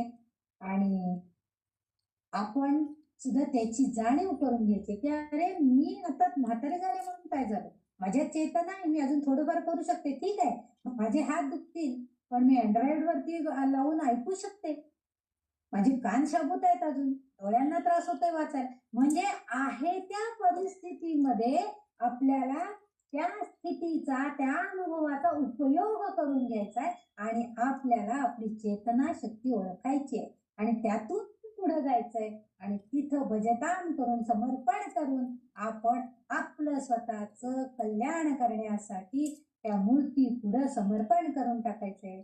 अशा त्या सर्वोच्च सद्गुरू असणाऱ्या तस्मै श्री गुरुमूर्तये नमैदम श्री दक्षिणामूर्तये असं आपण म्हणायला पाहिजे, त्यांना नमस्कार करायला पाहिजे. असं आता याचा अर्थ आचार्याने आपल्याला सांगितलाय. त्या लिहिलेला पण वाचून दाखवते. अनुभवाच्या म्हणजे हे स्पष्टीकरण मी आता सांगितलंय पण तेच पुन्हा एकदा म्हणजे पुन्हा पुन्हा का सांगायचंय की सतत सतत सांगितल्यामुळं दृढीकरण होतं, त्याच विचारांचं दृढीकरण व्हावं यासाठी हे सगळं आहे. अनुभवाच्या विविध अवस्था आहेत, जागृती, स्वप्न, गाढझोप, तसंच बालपण, तरुणपण आणि प्रौढत्व किंवा म्हातार. आयुष्यभर आपण अनेक अनुभव घेत असतो. तुमचं मन आत्ताच बघा, तर त्यांनी उदाहरण पण दिलंय, आत्ताचं मन बघा, आता आपण एवढे म्हातारे झाले म्हणजे आत्ताच आपल्या मनाची अवस्था आणि आपण जेव्हा बालपणामध्ये होतो 5-6 महिन्याचे 5-6 वर्षाचे होतो तेव्हाची अवस्था बघा. त्यावेळेस म्हणजे व्यक्ती तीच आहे. त्यावेळेस असणारी व्यक्ती 6 महिन्याचा असणारी मी म्हणजे 6 वर्षाची असणारी मी आणि 60व्या वर्षी असणारी मी एकच आहे, फक्त त्याच्या अनुभवाच्या स्थिती बदललेल्या आहेत. म्हणजे आता शरीर सारखं नाहीये, मनही सारखं नाहीये. कारण त्यावेळेस 6 वर्षाचे असताना मनामधले असलेल्या भावभावना आणि म्हणजे संपूर्णपणे आई वडिलांवर निर्भर असणारी आणि आता म्हातारपणी संपूर्णपणे मुलांवर निर्भर असणारी मी, अशा 2 वेगवेगळ्या अवस्था दिसत आहेत आपल्याला. म्हणजे सर्वच अवस्थांमध्ये म्हणजे पूर्वी आणि आता आपण अनुभव घेत असतो त्याची ओळखण आपल्याला असते, पण ती चेतना शक्ती जी आहे ती मात्र सारखी नाहीये. तेव्हाची चेतना शक्ती आणि आत्ताची चेतना शक्ती ही मात्र वेगळी आहे, पण ती आपल्यामध्ये आहे हे मात्र आपण ओळखलं पाहिजे. तेव्हाही होतीच, आत्ताही आहेत, फक्त त्याच्यामध्ये वेगळेपण आलेलं आहे. सर्व अवस्थांमध्ये काहीतरी चमकणारे वेगळेपण हे असतंच. ती चेतना म्हणजे तुम्ही खरी आहे, कारण ती चेतना सर्व अवस्थांमध्ये टिकून राहते. कारण ती आपल्या जन्मापूर्वीपासून म्हणजे बघा, आपण जन्माला जेव्हा येतो आईच्या गर्भावस्थेमध्ये असताना सुद्धा त्या चैतन्याचा तो गोळा, तो गर्भाचा गोळा तो आईच्या उदरामध्ये वाढत असतो, ती चेतना असते. मग ते जेव्हा लहान मूल म्हणजे गर्भावस्थेमध्ये असलेलं ते बाळ, तो शिशु, आपण लिखा सहस्त्रनामामध्ये पण बघितले त्याच्या अवस्थांमध्ये काय काय चाललेलं असतं ते. तसं त्या गोळ्याला, त्या गर्भावस्थेतल्या त्या शिशुला वेगवेगळ्या भावना संवेदना होत असतात. मग त्यांना हात पाय आले की ते पाय हलवायला लागतात. 8व्या-9व्या महिन्यामध्ये पायाची हालचाल मुलांची झालेली सुद्धा आईला कळतात, त्यांची हालचाल झालेली. पाय हलवलेले, आपल्याला जाणवतं की हलवतंय शरीरात आपलं, ही जाणीव होती. मग हे जे आहे कारण जन्मापूर्वी आणि बालपण, तरुणपण, वृद्धावस्थेमध्ये, जागृतावस्थेमध्ये, निद्रावस्थेमध्ये हे सगळं असतं. म्हणजे मनामध्ये ती चेतना सदैव आहे. जन्मापूर्वीपासून जन्म म्हणजे मरण येईपर्यंत सदैव चेतना आहे. म्हणून आपण नेहमी म्हणतो बघा की जेव्हा एखादी व्यक्ती कोमामध्ये गेलेली असते तरी सुद्धा तिची चेतना थोडीशी कधी कधी जागृत असते, थोडी शिथिल झालेली असेल, थोडीशी त्याची म्हणजे पॉवर किंवा शक्ती थोडी कमी झालेली असेल, पण कधी कधी एखाद्या स्पर्शानं ते कोमामध्ये गेलेले लोक डोळे उघडतात. ही बऱ्याच जणांना अनुभव असेल. जेव्हा हातातपणी किंवा आपण जेव्हा पेशंटला बघायला जातो तेव्हा आपण हाका मारतो, अगं विद्या, अगं मी आली आहे बघ, मी आली आहे बघ, तू डोळे उघडून बघ, असं आपण म्हणतो. मग कधी कधी ती हळूच किलकिले उघडून डोळे बघते. खरं तर ती कोमात गेलेली आहे, व्यक्ती कोमात गेलेली असते, पण तो आवाज किंवा आपण केलेला तिला स्पर्श, त्याची जाणीव म्हणजे ती चेतना थोडीशी जागृत असते कोमामध्ये सुद्धा. म्हणूनच आपण जे त्यांना अन्न पाणी देत असतो, नळीनं म्हणा, याच्यानं म्हणा, त्याचं पचन होतं किंवा ते आत जातं. कशामुळं? ती शक्ती असते आतमध्ये, फक्त ती अव्यक्त स्वरूपामध्ये आहे, ती व्यक्त होऊ शकत नसते. म्हणून आपण त्याला कोमात गेलेली व्यक्ती असं म्हणत असतो. तर ही जन्मापूर्वी जन्मानंतर सुद्धा ही असते, ती आपल्या मनामध्ये असते. आणि याचे मुख्य कारण म्हणजे काय आहे तर आपण जे नरदेहधारी आपण जी सगळ्या व्यक्ती आहोत, ही सगळे सचेतन आहे, सचेतन आहोत आपण. झाडावरचं एखादं पान सुकून जातं म्हणजे काय, त्याच्यातली चेतना निघून जाते. बघा आपण ते पिंपळाचं पान पूर्वी म्हणजे लहानपणी आपल्याला एक असतं, एकीनं ठेवलं की दुसरीनं ठेवलं तिसरं, ते पिंपळाचं पान आणून आपण आपल्या वही पुस्तकामध्ये असं ठेवायचं बघा. कालांतरानं त्या पिंपळाच्या पानाचे जो ओलेपणा किंवा त्याच्यामध्ये असलेली जी हिरवट शक्ती म्हणजे त्याच्यातली सगळी चेतना सगळी निघून जायची. मग ते पान असं जीर्ण व्हायचं, पण त्याच्यात ते धागे म्हणजे त्याच्या ज्या रेषा आहेत त्या मात्र शाबूत असायच्या. हे आपण बघत होतो. म्हणजे ती चेतना आहे, चैतन्य आहे ते एक प्रकारचं. आपण तर सचेतन असे मनुष्य आहोत आणि त्यामुळं अस्तित्व आहे आपलं आणि हे सहजपणे आपण जाणतो.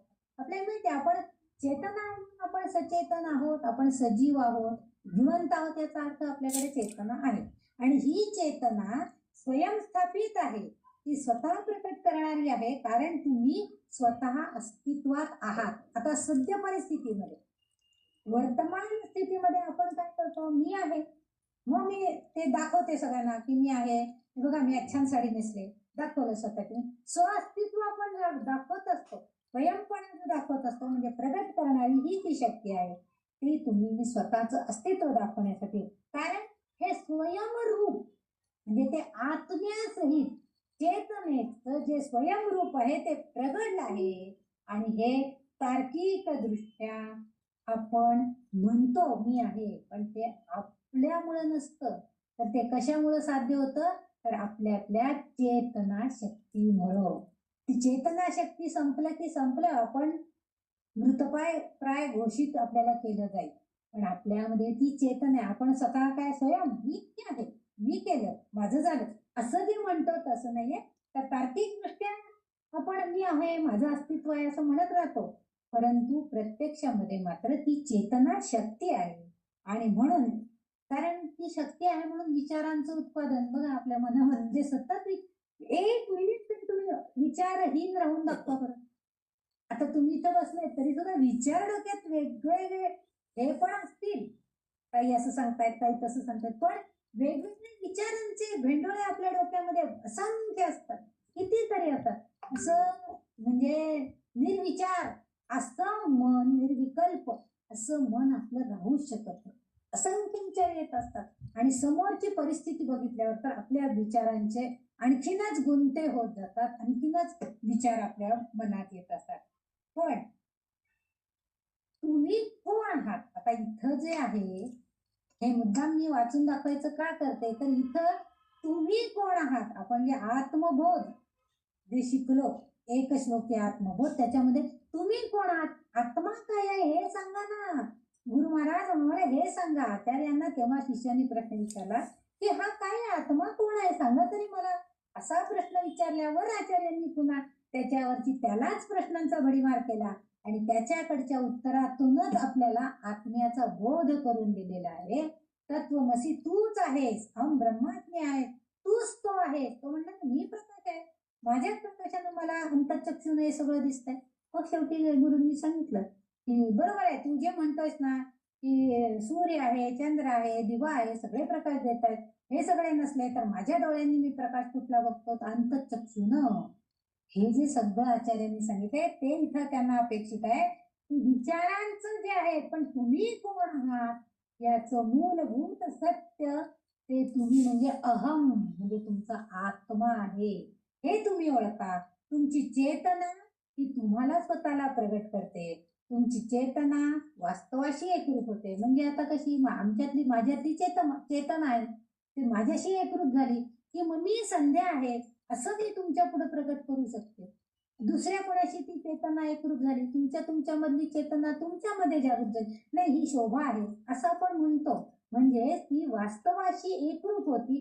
जसं त्यासाठी आपण आपल्या आत्म्याशी आधी एकरूप व्हायला पाहिजे, म्हणजे ती चेतना आपल्याशी एकरूप होणार आहे. हे आचार्यांना आपल्याला सांगायचंय. हे सत्य गुरूंना आपल्या वैदिक सिद्धांतांमधनं, आध्यात्मिक भाषणांमधनं, आध्यात्मिक वेदांमधनं, उपनिषदांमधनं आपल्याला सगळं हेच सांगितलेलं आहे. आणि सद्गुरू सुद्धा तेच आपल्याला सांगतायत की काय आहे, आध्यात्मिक विकासाच्या जीवनाला समर्पित असलेल्यांना प्रगट होतं हे काय की ही शिकवण की आत्मा आत आहे, चेतना आहे आणि त्याच्या अस्तित्वानंच तुम्ही स्वतःला प्रकट करू शकता. जर तुमच्यामधली चेतना नष्ट झाली तर तुम्ही काहीही नाहीत. मग आपण म्हणतो ना त्याच्या डोक्यावर परिणाम झालाय, म्हणजे काय झालंय हो, तर त्याची चेतना शक्ती म्हणजे कुठलेच कार्य करत नाही. त्यांची मन बुद्धी कुठलंही कार्य, विचार नाही, काही नाही, गप्प बसून राहायचं एवढंच ते करू शकतात. केवळ कुठली चेतना आहे त्यांची, अज्ञानाची, त्यांना कुठलंही ज्ञान नाहीये अशी जी चेतना शक्ती आहे. तशी नाही. आपण कसं आहोत, ज्ञानी आहोत की आपण आता अध्यात्माचा विचार करतो आहोत. आपल्याला हे समजून घेण्याची, जाणीव करून घेण्याची इच्छा आहे आणि त्यामुळे ही चेतना शक्ती आपल्याला काय करते तर हे सगळं शिकवण देते. म्हणून हे जे गुरु आहे ते त्याने सांगतायत की चेतना वास्तवाशी एकरूप होते आणि सत्य हे जे गुरु आहेत आपले हे आपल्याला त्यासाठी मार्ग दाखवतात. आणि म्हणून शेवटच्या वाक्यामध्ये त्यांनी शेवटची जी ओळ आहे त्याच्यामध्ये त्यांनी मुद्रया भद्रया म्हटलेलं आहे. तर तिथं त्याचा अर्थ त्यांनी असं शुभ चिन्ह असं केलेलं आहे. शुभ चिन्हाची मुद्रा. आता मी मगाशी जेव्हा वैष्णव लोकांची मुद्रा जी त्याच्यात त्यांनी शंखचक्र गदा पद्म वगैरे अशा ते चिन्हांकित केलेली असती मुद्रा, ती आपल्याला देतात. तसं म्हणजे ही सगळी शुभचिन्ह आहेत. मग अशा शुभचिन्हाद्वारे ते प्रगट होतो आणि तो स्वतःचे खरे रूप सचेत अस्तित्व म्हणून परम वास्तवापासून वेगळे नसलेल्या म्हणजे त्या प्रत्येकामध्ये आपल्या सुद्धा हे सगळी चेतना आहे. त्यामुळं ही शुभचिन्ह आपल्यामध्ये सुद्धा आहे. आपण फक्त जेव्हा गुरूंच्या चेतना शक्तीच्या सानिध्यात समर्पण हो तेव्हा ती सगळी प्रकट होतात. म्हणून तिने स्वात्मानं प्रकटी करोति म्हटलं, जे तुम्ही तेव्हा प्रकट करू शकता. अन्यथा तुम्ही असं म्हटलं माझ्यात शुभचिन्ह आहे, मी चांगली आहे. अरे नाही, तू चांगली आहेस की नाही हे तुला जेव्हा तुम्ही त्या गुरूंच्या सानिध्यात याल ते तुम्हाला वास्तवाशी चांगलं बनवतील तेव्हा तुमचं प्रकटीकरण चांगलं होणार आहे, शुभचिन्हांनी युक्त होणार आहे. म्हणजे स्वतःच खरं स्वरूप सचेत अस्तित्व म्हणून जे आहे ते आपल्याला त्या परम वास्तव परमात्म्यापासून बाजूला जाऊन दाखवताच येणार नाहीये, कारण आपण त्याच्यातच एकरूप होऊन जाणार असतो. आणि म्हणून परमात्मा जो आहे, चेतना शक्ती आहे, ते सर्व तुम्हीच आहात. पण हे सगळं आपल्याला गुरूंच्या मार्गदर्शनाखाली समजून घ्यायचंय, तरच आपल्याला ते कळतं आणि मग आपण आपला ज्ञानाचा मार्ग अध्यात्माचा मार्ग योग्य तऱ्हेनं जातो आणि मग आपल्याला ह्याची सगळ्याची अस्तित्वाची आपल्याला ह्या वर्तमान स्थितीची जाणीव होते आणि मग आपण सुद्धा दक्षिणामूर्तींनी जे मार्ग दाखवलेले आहे त्या मार्गाने जातो. आत्म्याची ओळख आपल्याला होते. म्हणजे तुम्हीच चेतना आहात, तुम्हीच आत्मा आहात आणि हा तुमचाच देह आहे. या सगळ्याची जाणीव आपल्याला त्यावेळेस होते आणि त्या देहामध्ये असणारा आत्मा सचेतन आहे, चेतनायुक्त आहे. म्हणजे तो ज्ञानी बनवायला नमस्कार कोणाला करायचा आहे? दक्षिणामूर्तींना, की तुम्ही मला या सगळ्याची जाणीव करून देण्यासाठी मी समर्पण भावनेनं, शरणागत भावनेनं तुमच्याकडे आलेली आहे. तर तुम्ही मला शुभ बनवा. आणि असा संकल्प आपण त्यांना नमस्कार करून करूया.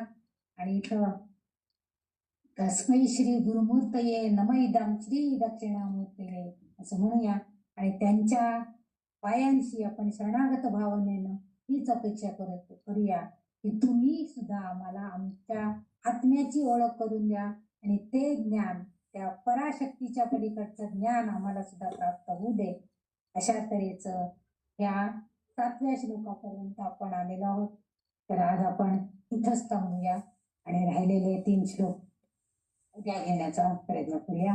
आज इथंच विराम घेऊया. माझ्या अल्पमतीला मला जे कळलं होतं ते मी तुम्हाला संपूर्णपणे सांगण्याचा प्रयत्न केलेला आहे. शक्यतो सगळ्या शब्दांचे अर्थ पण मी सांगण्याचा प्रयत्न केलेला आहे.